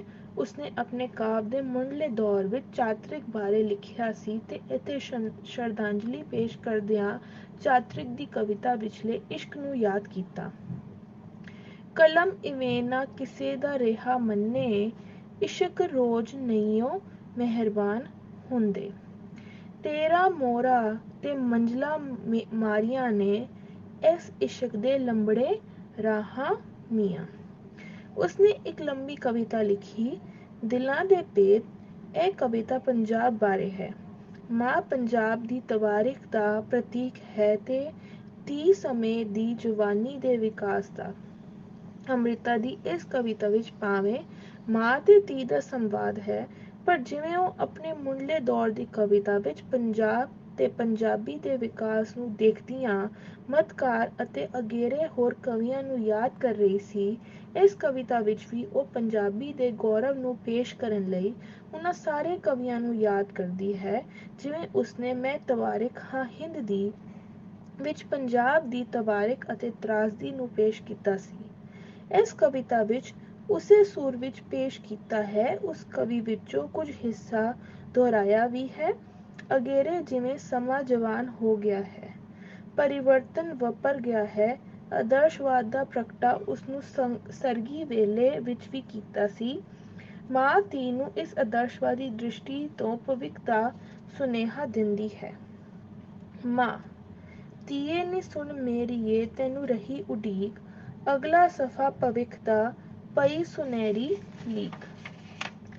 ਹੱਥ ਫੜਾਵਾਂ ਕੰਨੀਆ ਕਾਗਜ਼ ਕੋਰ ਨਿਕੋਰ, ਲੋਕ ਕਥਾ ਦੀ ਤੰਦ ਨੂੰ ਹੁਣ ਤੂੰ ਅੱਗੇ ਤੋਰ। ਪਰ ਇਸ ਤਵਾਰਿਖ ਤਰਾਸਦੀ ਵਿਕਾਸ ਭਵਿੱਖ ਦੀ ਗੱਲ ਕਰਦਿਆਂ ਵੀ ਅੰਮ੍ਰਿਤਾ ਪੰਜਾਬੀ 'ਚ ਉਭਰੇ ਇਸ਼ਕ ਦੇ ਪੈਗਾਮ ਨੂੰ ਵਿਸ਼ੇਸ਼ ਤੌਰ ਤੇ ਰੇਖਾਂਕਿਤ ਕਰਦੀ ਹੈ, ਕਿਉਂਕਿ ਜਿਵੇਂ ਭਗਤੀ ਕਾਵਿ, ਸੂਫੀ ਕਾਵਿ ਤੇ ਰੋਮਾਨੀ ਕਾਵਿ 'ਚ ਇਸ਼ਕ ਦਾ ਪੈਗਾਮ ਉਭਰਿਆ, ਇਸ਼ਕ ਪੰਜਾਬੀ ਸੱਭਿਆਚਾਰ ਦਾ ਕੇਂਦਰੀ ਚਿੰਨ੍ਹ ਬਣ ਗਿਆ। ਦਰ ਦਰਵੇਸ਼ੀ ਗਾਗੜੀ ਦੇਂਦਾ ਇਸ਼ਕ ਆਵਾਜ਼, ਇਸ਼ਕ ਅੱਲਾ ਦੀ ਜਾਤ ਪਠ ਨਿਮਾਜ਼ਾ ਸਭ। ਇਸ਼ਕ ਭੁਲੇਰੀ ਚੁੱਪ ਹੈ ਵੇਦਨ ਜਿਸ ਦੀ ਜੀਭ, ਇਸ਼ਕ ਇਬਾਦਤ ਜਿਨ੍ਹਾਂ ਦੀ ਰੱਬ ਨਾ ਰਹਿੰਦੇ ਅੱਡ। ਇੱਕ ਜੋ ਮੌਕਾ ਇਸ਼ਕ ਦਾ ਜਿਸਨੂੰ ਤਕਿਆ ਨੂਰ। ਇਉਂ ਉਹ ਸੂਫੀ ਅੰਦਾਜ਼ ਵਿੱਚ ਇਸ਼ਕ ਨਾਲ ਅਭੇਦ ਹੋ ਜਾਂਦੀ ਹੈ। ਇਸ਼ਕ ਉਸਦੀ ਕਵਿਤਾ ਵਿੱਚ ਰਮ ਜਾਂਦਾ ਹੈ, ਕਵਿਤਾ ਦਾ ਅਵਚੇਤਨ ਬਣ ਜਾਂਦਾ ਹੈ। ਅਗਲਾ ਕਾਵਿ ਸੰਗ੍ਰਹਿ ਕਸਤੂਰੀ 1959 ਉਸਦੇ ਇਸੇ ਸੰਬੰਧੀ ਨਾਲ ਸੰਬੰਧਿਤ ਹੈ। ਇਸ ਸਥਿਤੀ ਨਾਲ ਸਾਹਿਰ ਦੀ ਯਾਦ ਕਿੰਨੀ ਜੁੜੀ ਹੋਈ ਹੈ, ਇਸ ਬਾਰੇ ਅੰਮ੍ਰਿਤਾ ਨੇ ਕਵਿਤਾ ਰਾਤ ਮੇਰੀ ਜਾਗਦੀ ਬਾਰੇ ਮੈਂ ਜੰਮਾ ਤੂੰ ਅਤੇ ਰਸੀਦੀ ਟਿਕਟ ਵਿੱਚ ਲਿਖਿਆ, ਇੱਕ ਦਿਨ ਮਨ ਦੀ ਅੱਗ ਵਿੱਚ ਤਪ ਤੇ ਨਜ਼ਮ ਲਿਖ ਰਹੀ ਸਾਂ। ਰਾਤ ਮੇਰੀ ਜਾਗਦੀ ਤੇਰਾ ਖਿਆਲ ਸੋ ਗਿਆ ਕਿ ਇੱਕ ਸਤਰ ਤੋਂ ਅਗਲੀ ਸਤਰ ਤੱਕ ਪਹੁੰਚਣ ਦੀ ਸੋਚ ਵਾਲੇ ਵੇਲੇ ਵਿੱਚ ਮੈਂ ਹੱਥ ਵਿੱਚ ਫੜੀ ਕਲਮ ਨਾਲ ਅਚੇਤ ਆਪਣੀਆਂ ਬਾਹਾਂ ਤੇ ਲੱਤਾਂ ਉੱਤੇ ਕੁਝ ਲਕੀਰਾਂ ਜਿਹੀਆਂ ਵਾਂਦੀ ਰਹੀ। ਫਿਰ ਨਜ਼ਮ ਲਿਖ ਲਈ ਤੇ ਕੁਝ ਹੋਸ਼ ਵਿੱਚ ਆਈ, ਵੇਖਿਆ ਮੇਰੀਆਂ ਬਾਹਾਂ ਤੇ ਲੱਤਾਂ ਉੱਤੇ ਕੋਈ 100 ਵਾਰ ਸ਼ਾਇਰ ਲਿਖਿਆ ਹੋਇਆ ਸੀ। ਇਸ ਕਵਿਤਾ ਵਿੱਚ ਉਸ ਇਸ਼ਕ ਦੀ ਸਮ੍ਰਿਤੀ ਨੂੰ ਬਿੰਬ ਇਸ ਰੂਪ ਵਿੱਚ ਉਤਰੇ, ਇਹ ਜ਼ਖਮ ਮੇਰਾ ਇਸ਼ਕ ਦੇ ਸੀ ਤੇ ਤੇਰੀ ਯਾਦ ਦੇ, ਅੱਜ ਤੋੜ ਕੇ ਟਾਂਗੇ ਅਸਾਂ ਧਾਗਾ ਵੀ ਤੈਨੂੰ ਮੋੜਿਆ। ਕਿਤਨੀ ਕੁ ਦਰਦਨਾਕ ਹੈ ਅੱਜ ਭੀੜ ਮੇਰੀ ਇਸ਼ਕ ਦੀ, ਸਭਨਾ ਉਡੀਕਾਂ ਦਾ ਆਸਾ ਪੱਤਰਾ ਇਹਦੇ ਚੋਂ ਪੜਿਆ। ਧਰਤੀ ਦਾ ਹੋਕਾ ਨਿਕਲਿਆ, ਆਸਮਾਨ ਨੇ ਸਿਸਕੀ ਭਰੀ, ਫੁੱਲਾਂ ਦਾ ਸੀ ਇੱਕ ਕਾਫਲਾ ਤੱਤੇ ਥਲਾਂ ਤੋਂ ਗੁਜ਼ਰਿਆ। ਚੇਤਰ, ਸੰਜੋਗ, ਵਿਜੋਗ ਦੀਆਂ ਕਈ ਕਵਿਤਾਵਾਂ ਇਸ ਅਵਸਥਾ 'ਚ ਜਾਗਦੀਆਂ। ਅੰਮ੍ਰਿਤਾ ਨੇ ਮੈਂ ਜੰਮਾ ਤੂੰ ਵਿੱਚ ਲਿਖਿਆ, ਕਸਤੂਰੀ ਕਿਤਾਬ ਦੀਆਂ ਨਜ਼ਮਾਂ ਵਿੱਚ ਸੰਜੋਗ ਵਿਜੋਗ ਦੇ ਅਰਥ ਪਹਿਲੀ ਵੇਰ ਬਦਲੇ। ਇਸ ਇਮਰੋਜ਼ ਨਾਲ ਸੰਜੋਗ ਦਾ ਦੌਰ ਵੀ ਸੀ। ਵਰ੍ਹਿਆਂ ਦੀ ਚੁੱਪ ਬਾਅਦ ਸਾਹਿਰ ਵੀ ਮਿਲਿਆ, ਪਰ ਇਮਰੋਜ਼ ਬਾਰੇ ਅੰਮ੍ਰਿਤਾ ਨੇ ਲਿਖਿਆ, 1960 ਦੇ ਮੁੜ ਤੱਕ ਕਿਸੇ ਅਣਹੋਣੀ ਨੂੰ ਹੋਣੀ ਬਣਾ ਲੈਣਾ ਦਾ ਵਿਸ਼ਵਾਸ ਨਹੀਂ ਸੀ। ਇਮਰੋਜ਼ ਆਪਣਾ ਵੀ ਲੱਗਦਾ ਸੀ, ਬੇਗਾਨਾ ਵੀ।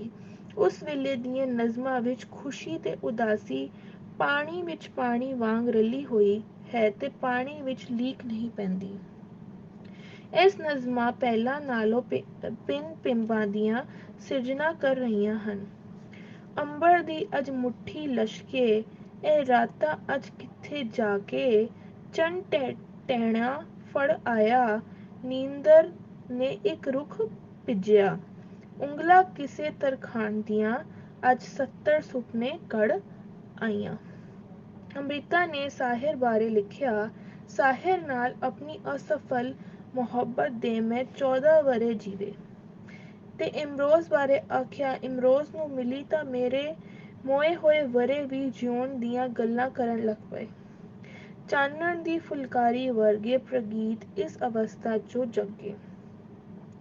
ਚਾਨਣ ਦੀ ਫੁਲਕਾਰੀ ਤਰੋਪਾ ਕੌਣ ਪਰੇ, ਅੰਬਰ ਦਾ ਇੱਕ ਐਸਾ ਆਲਾ ਸੂਰਜ ਬਲਦਿਆਂ, ਮਨ ਦੀ ਉੱਚੀ ਮਮਟੀ ਦੀਵੇ ਕੌਣ ਤਰੇ। ਅੰਬਰ ਗੰਗਾ ਹੁੰਦੀ ਘਾਗਰ ਭਰ ਦਿੰਦੀ, ਦਰਦਾਂ ਦਾ ਦਰਿਆਓ ਕਿਹੜਾ ਘੁੱਟ ਭਰੇ। ਅੰਮ੍ਰਿਤਾ ਦਾ ਇਹ ਗੀਤ ਉਸਦੇ ਅਗਲੇਰੇ ਕਾਵਿ ਸੰਗ੍ਰਹਿ ਨਾਗਮਣੀ ਵਿੱਚ ਸ਼ਾਮਿਲ ਹੋਇਆ। ਬਿੰਬਵਾਦੀ ਪ੍ਰਵਿਰਤੀ।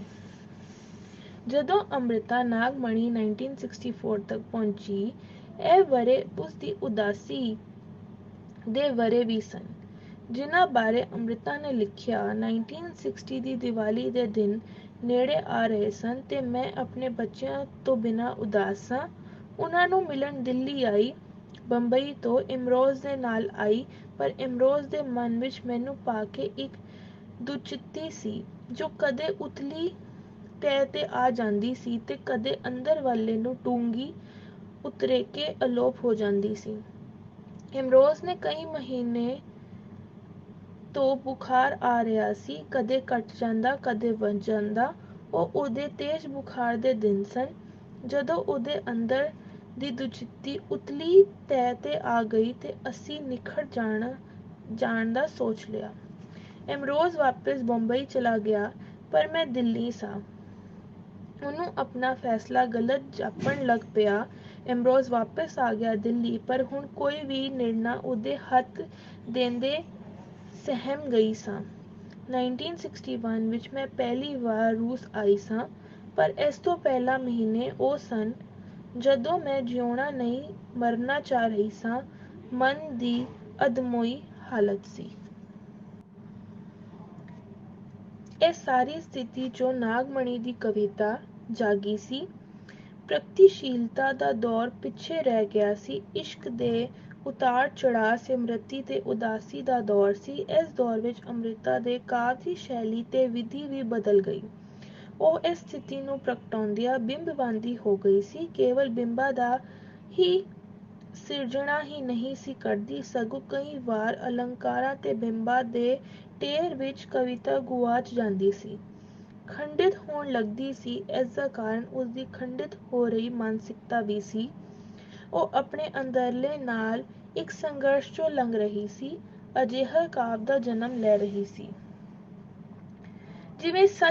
ਜਿਵੇਂ ਸੋਚ ਦੀ ਕੰਘੀ ਵਿੱਚੋਂ ਟੁੱਟ ਗਿਆ ਇੱਕ ਦੰਦਾ, ਜਿਵੇਂ ਸਮਝ ਦੇ ਝਾਗੇ ਉੱਤੇ ਲੰਘ ਗਈ ਇੱਕ ਖੁੰਗੀ, ਜਿਵੇਂ ਸਿਦਕ ਦੀ ਅੱਖ ਵਿੱਚ ਅੱਜ ਚੁਭ ਗਿਆ ਇੱਕ ਤੀਲਾ, ਨੀਂਦਰ ਦੇ ਜਿਉ ਉਂਗਲਾਂ ਦੇ ਵਿੱਚ ਸੁਪਨ ਦਾ ਇੱਕ ਕੋਲ ਫੜਿਆ, ਨਵਾਂ ਸਾਲ ਅੱਜ ਇਕਣਾ ਚੜਿਆ।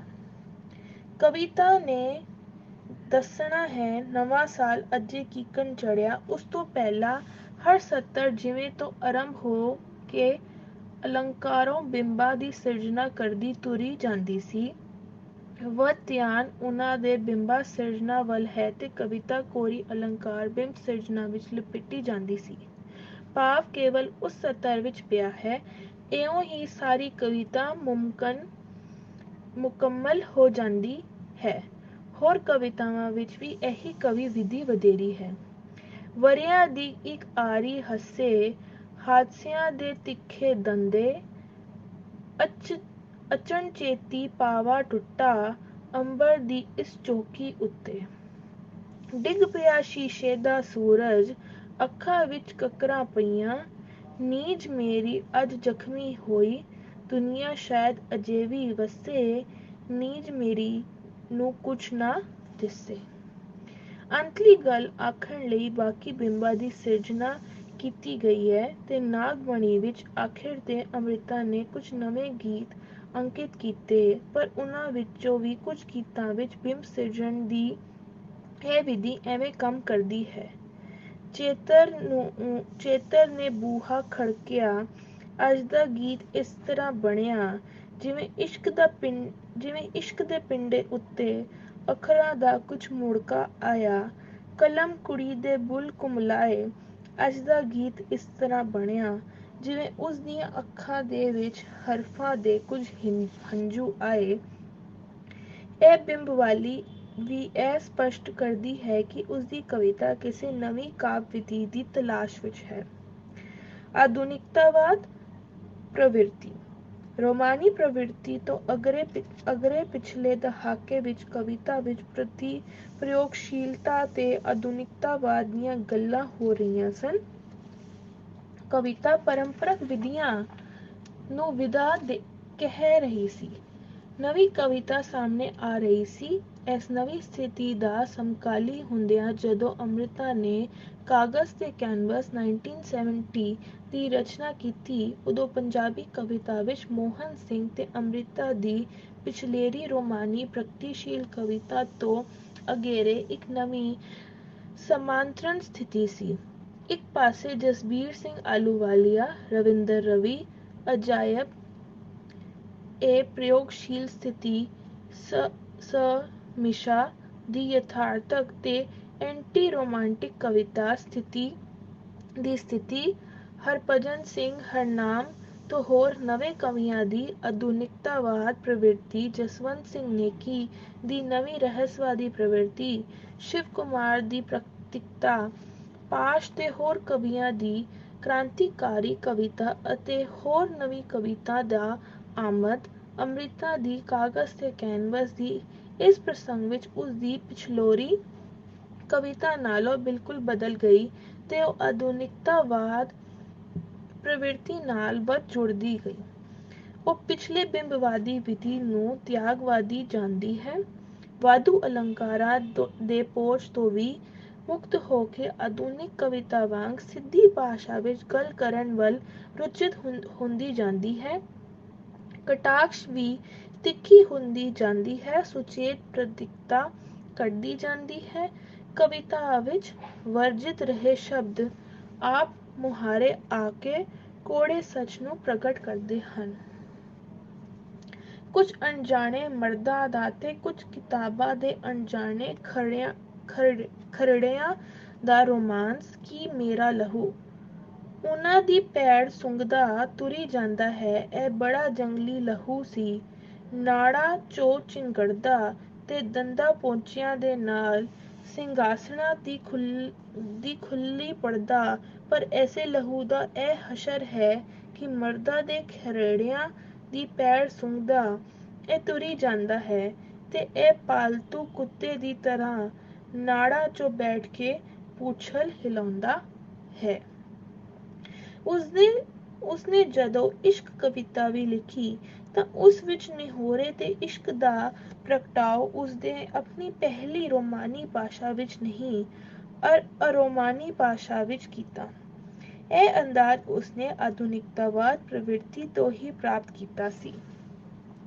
ਕਮੀਨਾ, ਬੇਵਫਾ, ਬਦਜਾਤ, ਜ਼ਾਲਮ, ਤਿੱਤਿਆਂ ਤੋਂ ਯਾਦ ਆਵੇ ਤਾਂ ਕਿੰਨੇ ਹੀ ਲਫ਼ਜ਼ ਮੇਰੀ ਛਾਤੀ ਦੇ ਅੱਗੇ ਚੱਟਦੇ, ਅੱਗ ਥੁੱਕਦੇ ਮੂੰਹ ਨਿਕਲਦੇ। ਫਿਰ ਪਿੰਡੇ ਦਾ ਮਾਸ ਜਦ ਵਰਤੀ ਮਿੱਟੀ ਦੀ ਤਰ੍ਹਾਂ ਹੁੰਦਾ ਤਾਂ ਸਾਰੇ ਲਫ਼ਜ਼ ਮੇਰੇ ਸੁੱਕਿਆਂ ਹੋਠਾਂ ਤੋਂ ਚੜ੍ਹਦੇ ਤੇ ਮਿੱਟੀ ਦੇ ਵਿੱਚ ਬੀਆਂ ਦੀ ਤੁਰਾਂ ਡਿੱਗਦੇ। ਮੈਂ ਹਫੀ ਹੋਈ ਧਰਤੀ ਦੀ ਤਰ੍ਹਾਂ ਜਦ ਚੁੱਪ ਹੁੰਦੀ ਤਾਂ ਚੰਦਰੇ ਮੇਰੇ ਅੱਗਾਂ ਦੇ ਵਿੱਚੋਂ ਉੱਗ ਪੈਂਦੇ, ਨਿਲਜੇ ਫੁੱਲਾਂ ਦੀ ਤਰ੍ਹਾਂ ਹੱਸਦੇ ਤੇ ਮੈਂ ਇੱਕ ਕਾਲੇ ਕੋਹ ਵਰਗੀ ਮਹਿਕ ਜਾਂਦੀ। ਇਸ ਨਜ਼ਮ ਬਾਰੇ ਅੰਮ੍ਰਿਤਾ ਨੇ ਲਿਖਿਆ, ਇਸ਼ਕ ਮੇਰੀ ਜ਼ਿੰਦਗੀ ਦੀ ਉਹ ਨਜ਼ਮ ਹੈ ਜਿਹਦੀ ਤਲਾਖੀ ਨੂੰ ਵੀ ਆਪਣੇ ਸਹਿਜ ਅਵਸਥਾ ਕਹਿ ਸਕਦੀ ਹਾਂ। ਦੋ ਨਜ਼ਮਾਂ ਲਿਖਦੀਆਂ ਸਨ।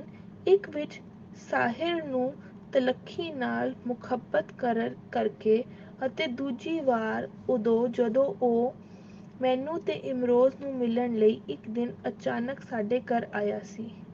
ਇਸ ਕਵਿਤਾ ਵਿੱਚ ਉਸਨੇ ਸਾਹਿਰ ਨੂੰ ਉਹ ਮੇਰੇ ਦੋਸਤ, ਮੇਰੇ ਅਜਨਬੀ ਆਖਿਆ। ਇਸ ਕਵਿਤਾ ਦੀ ਭਾਸ਼ਾ ਦੀ ਵਿਧੀ ਉੱਪਰਲੀ ਕਵਿਤਾ ਨਾਲੋਂ ਭਿੰਨ ਹੈ।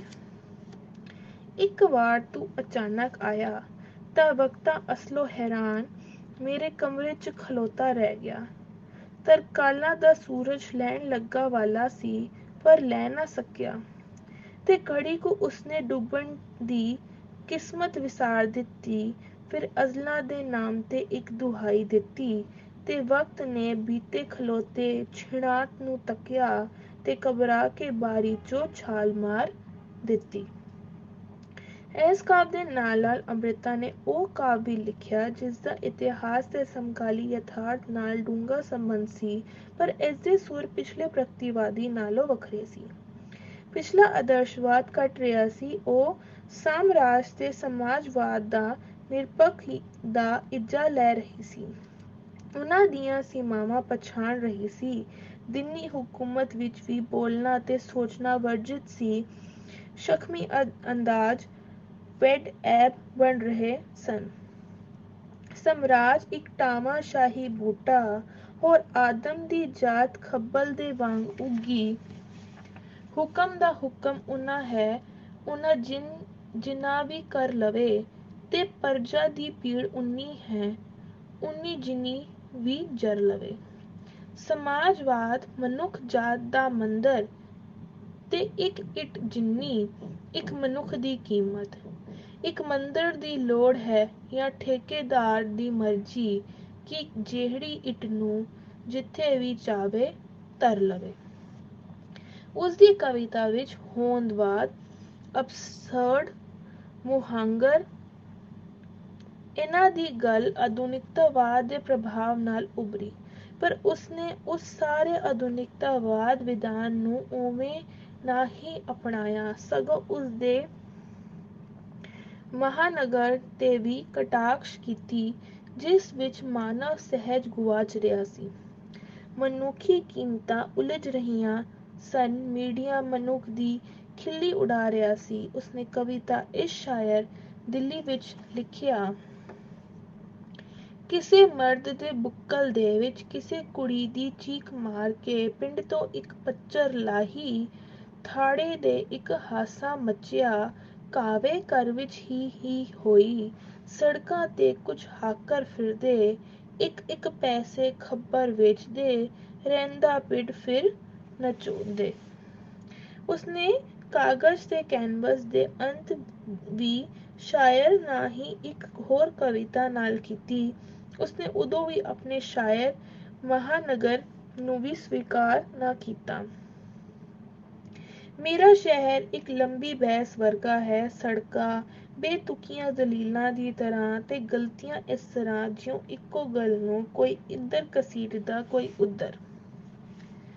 ਉਸਦੇ ਆਧੁਨਿਕਤਾਵਾਦ ਪ੍ਰਵਿਰਤੀ ਤੋਂ ਪ੍ਰਭਾਵ ਹੁੰਦਿਆਂ ਇਸ ਮਹਾਨਗਰ ਨੂੰ ਸਵੀਕਾਰ ਨਾ ਕੀਤਾ, ਇਸ ਦੇ ਵਿਦਰੋਹ ਕੀਤਾ। ਉਸਦੀ ਅੰਦਰਲੀ ਔਰਤ ਨੇ ਜੋ ਵਿਦਰੋਹ ਕੀਤਾ, ਉਸ 'ਚ ਉਹ ਉਸਦੀ ਕਵਿਤਾ ਕੁਮਾਰੀ ਵਰਗੀਆਂ ਵਿਦਰੋਹੀ ਕਵਿਤਾਵਾਂ ਜਾਗੀਆਂ। ਮੈਂ ਤੇਰੀ ਸੇਜ ਤੇ ਜਦ ਪੈਰ ਧਰਿਆ ਸੀ, ਮੈਂ ਇੱਕ ਨਹੀਂ ਸਾਂ ਦੋ ਸਾਂ, ਇੱਕ ਸਾਲਮ ਵਿਆਹੀ ਤੇ ਇੱਕ ਸਾਲਮ ਕੁਮਾਰੀ। ਸੋ ਤੇਰੇ ਭੋਗ ਦੀ ਖਾਤਿਰ ਮੈਂ ਉਸ ਕੁਆਰੀ ਨੂੰ ਕਤਲ ਕਰਨਾ ਸੀ, ਮੈਂ ਕਤਲ ਕੀਤਾ ਸੀ। ਇਹ ਕਤਲ ਜੋ ਕਾਨੂੰਨ ਜਾਇਦਾਦ ਹੁੰਦੇ ਹਨ, ਸਿਰਫ ਉਹਨਾਂ ਦਾ ਜਲਿਤ ਨਜਾਇਲ ਹੁੰਦੀ ਹੈ ਤੇ ਮੈਂ ਉਸ ਜਿਲਤ ਦਾ ਜ਼ਹਿਰ ਪੀਤਾ ਸੀ। ਉਸ ਦੀ ਅੰਦਰੂਨੀ ਔਰਤ ਇਸ ਜਲਿੰਦਰ ਦੇ ਵਿਦਰੋਹ ਕਰਦੀ ਸੀ। ਇਸ ਜੀਵਨ ਜਾਚ ਇਹਨਾਂ ਕੀਮਤਾਂ ਨੂੰ ਰੱਦ ਕਰ ਦਿੰਦੀ ਹੈ ਤੇ ਜਦੋਂ ਉਹ ਇਸ ਸੰਬੰਧੀ ਕੋਈ ਕਵਿਤਾ ਲਿਖਦੀ ਹੈ, ਉਸਦੀ ਭਾਸ਼ਾ ਬਹੁਤ ਤਲਖਕ ਹੋ ਜਾਂਦੀ ਹੈ। ਉਸਦੀ ਕਵਿਤਾ ਗਲੀ ਦਾ ਕੁੱਤਾ ਉਸਦੇ ਕਿਸੇ ਵਿਦਰੋਹ 'ਚ ਪੈਂਦੀ ਹੁੰਦੀ ਹੈ। ਕਈ ਵਰ੍ਹਿਆਂ ਦੀ ਗੱਲ ਹੈ ਜਦ ਤੂੰ ਤੇ ਮੈਂ ਨਿਖੜੇ, ਕੋਈ ਪਛਤਾਵਾ ਨਹੀਂ, ਸਿਰਫ ਇੱਕ ਗੱਲ ਕੁਝ ਸਮਝ ਵਿੱਚ ਨਹੀਂ ਆਉਂਦੀ। ਤੂੰ ਤੇ ਮੈਂ ਜਦ ਵਿਦਾ ਕਹਿ ਰਹੇ ਸਾਂ ਤੇ ਸਾਡੇ ਮਕਾਨ ਵਿਕ ਰਿਹਾ ਸੀ, ਚੌਕੇ ਦੇ ਸਖੰਡੇ ਭਾਂਡੇ ਵਿਹੜੇ 'ਚ ਪਏ ਸਨ, ਸ਼ਾਇਦ ਮੇਰੀਆਂ ਜਾਂ ਤੇਰੀਆਂ ਅੱਖਾਂ 'ਚ ਵੇਖਦੇ ਕੁਝ ਮੁੱਦੇ ਵੀ ਸਨ, ਸ਼ਾਇਦ ਮੂੰਹ ਛੁਪਾ ਰਹੇ ਸਨ। ਇਹ ਸਭ ਕੁਝ ਤੇ ਹੋਰ ਇਹੋ ਜਿਹਾ ਕਦੇ ਚੇਤੇ ਨਹੀਂ ਆਉਂਦਾ। ਸਿਰਫ ਇੱਕ ਗੱਲ ਕੁਝ ਬਹੁਤ ਯਾਦ ਆਉਂਦੀ ਹੈ ਕਿ ਇੱਕ ਸੜਕ ਦਾ ਕੁੱਤਾ ਕੀਕਣ ਤੇ ਵੀ ਸੁੰਘਦਾ ਇੱਕ ਸੱਖਣੇ ਕਮਰੇ 'ਚ ਵੜ ਗਿਆ ਤੇ ਕਮਰੇ ਦਾ ਬੂਹਾ ਬਾਹਰੋਂ ਬੰਦ ਹੋ ਗਿਆ। ਇਸ ਵਿਦਰੋਹ ਨੇ ਅੰਮ੍ਰਿਤਾ ਲਈ ਮਨੁੱਖ, ਲੇਖਕ, ਚਿੰਤਕ ਦੀ ਪ੍ਰਤਿਮਾਨ ਬਦਲ ਦਿੱਤਾ।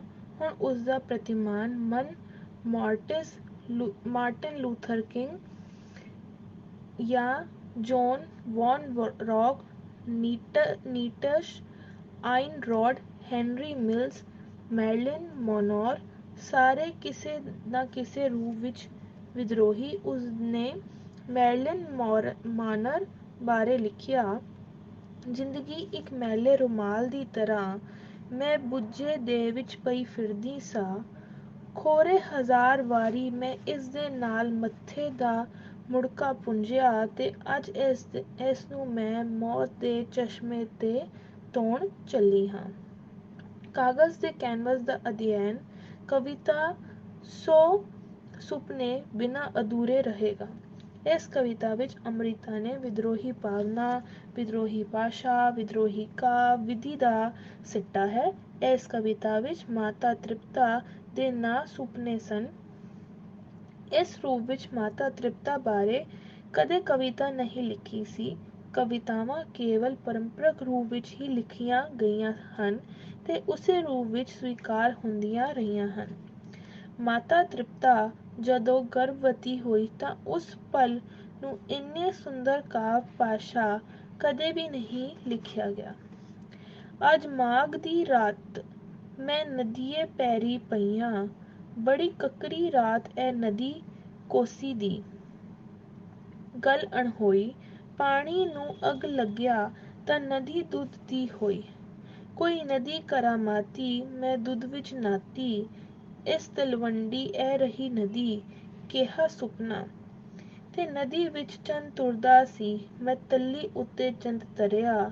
ਘੁੱਟ ਭਰਿਆ ਤੇ ਨਦੀ ਦਾ ਪਾਣੀ ਮੇਰੀ ਰਤ ਵਿੱਚ ਘੁਲਦਾ ਪਿਆ ਤੇ ਉਹੀ ਚਾਨਣ ਮੇਰੀ ਕੁੱਖ ਵਿੱਚ ਹਿੱਲਦਾ ਪਿਆ। ਅੰਮ੍ਰਿਤਾ ਤ੍ਰਿਪਤਾ ਦੇ ਇਹਨਾਂ ਸੁਪਨਿਆਂ ਨੂੰ ਸਾਂਗ ਤੇ ਫੱਗਣ ਤੋਂ ਚੇਤਰ, ਵੈਸਾਖ, ਜੇਠ, ਹਾੜ, ਅੱਸੂ ਤੇ ਕੱਤਕ ਵਿੱਚ ਬਿਆਨ ਕਰਦੀ ਹੈ। ਉਹ ਤ੍ਰਿਪਤਾ ਦੇ ਮਨ ਦੀ ਅਵਸਥਾ ਨੂੰ ਹੋਰ ਚਿੰਨ੍ਹਾਂ ਰਾਹੀਂ ਬਿਆਨ ਕਰਦੀ ਹੈ। ਉਦਾਹਰਣ ਦੇ ਤੌਰ ਤੇ ਹੇਠ ਲਿਖੀਆਂ ਸਤਰਾਂ ਵਿੱਚ ਮੱਖਣ ਚਾਟੀ ਸੂਰਜ ਦਾ ਪੇੜਾ ਅਜਿਹੇ ਚਿੰਨ੍ਹ ਹਨ। ਕੱਚੇ ਗਰਭ ਦੇ ਅਰਵੇ ਮੇਰਾ ਜੀ ਨਾ ਖਲੋਏ, ਬੈਠੀ ਰਿੜਕਣਾ ਪਈਆਂ ਤੇ ਜਾਪੇ ਮੱਖਣ ਹਿੱਲਿਆ, ਮੈਂ ਚਾਟੀ ਹੱਥੀ ਪਾਇਆ ਤਾਂ ਸੂਰਜ ਦਾ ਪੇੜਾ ਨਿਕਲਿਆ, ਕਹਿ ਕਿਹਾ ਭੋਗ ਸੀ, ਕਿਹਾ ਸੰਜੋਗ ਸੀ, ਤੇ ਚੇੜੇ ਚੇਤਰ ਐ ਕਿਹਾ ਸੁਪਨਾ। ਤੇ ਉਹ ਤ੍ਰਿਪਤਾ ਦਾ ਇਹ ਸੁਪਨਾ ਤ੍ਰਿਸਦਾ ਜਾਂਦਾ ਹੈ। ਇਹਨਾਂ ਸੁਪਨਿਆਂ ਵਿੱਚ ਉਹ ਇੱਕ ਬੈਰੀ ਹਰਨੀ ਵਾਂਗ ਹੈ। ਉਸਨੂੰ ਜਾਗਦਿਆਂ ਵੀ ਜਾਪਦਾ ਹੈ ਜਿਵੇਂ ਉਹਦੀ ਵੱਖੀ ਵਿੱਚ ਇੱਕ ਵਹਿੰਦੇ ਹੰਸ ਦਾ ਖੰਭ ਹਿਲਦਾ ਪਿਆ ਹੈ ਤੇ ਉਹ ਸੋਚਦੀ ਇਸ ਗਰਭ ਦੇ ਬਾਲਕ ਦਾ ਚੋਲਾ ਕੌਣ ਸੀਵੇਗਾ। ਉਹ ਸੁਪਨਿਆਂ ਦੇ ਭੇਦ ਨੂੰ ਬੁੱਝਣ ਦਾ ਯਤਨ ਕਰਦੀ ਹੈ ਤੇ ਇਉਂ ਉਸਦੇ ਬਾਲ ਨਾਨਕ ਦਾ ਜਨਮ ਹੁੰਦਾ ਹੈ। ਉਹ 9 ਸੁਪਨਿਆਂ ਨੂੰ ਇਸ ਅਹਿਸਾਸ ਨੂੰ ਪ੍ਰਗਟ ਕਰਦੀ ਹੈ ਕਿ ਇਹਨਾਂ ਘਟਨਾਵਾਂ ਬਾਰੇ ਜੋ ਕੁਝ ਹੁਣ ਤੱਕ ਲਿਖਿਆ ਗਿਆ ਹੈ ਉਸਦੀ ਵਿਧੀ ਹੋਰ ਹੈ। ਉਹ ਆਖਦੀ ਹੈ, ਮੈਂ ਸੋਚਿਆ ਤੇਰੇ ਜਨਮ ਦੀ ਸਾਖੀ ਲਿਖਾਂ, ਪਰ ਕਲਮ ਨੂੰ ਲੱਭਣ ਗਈ ਤਾਂ ਉਹ ਕਿਤੇ ਲੱਭੀ ਨਹੀਂ।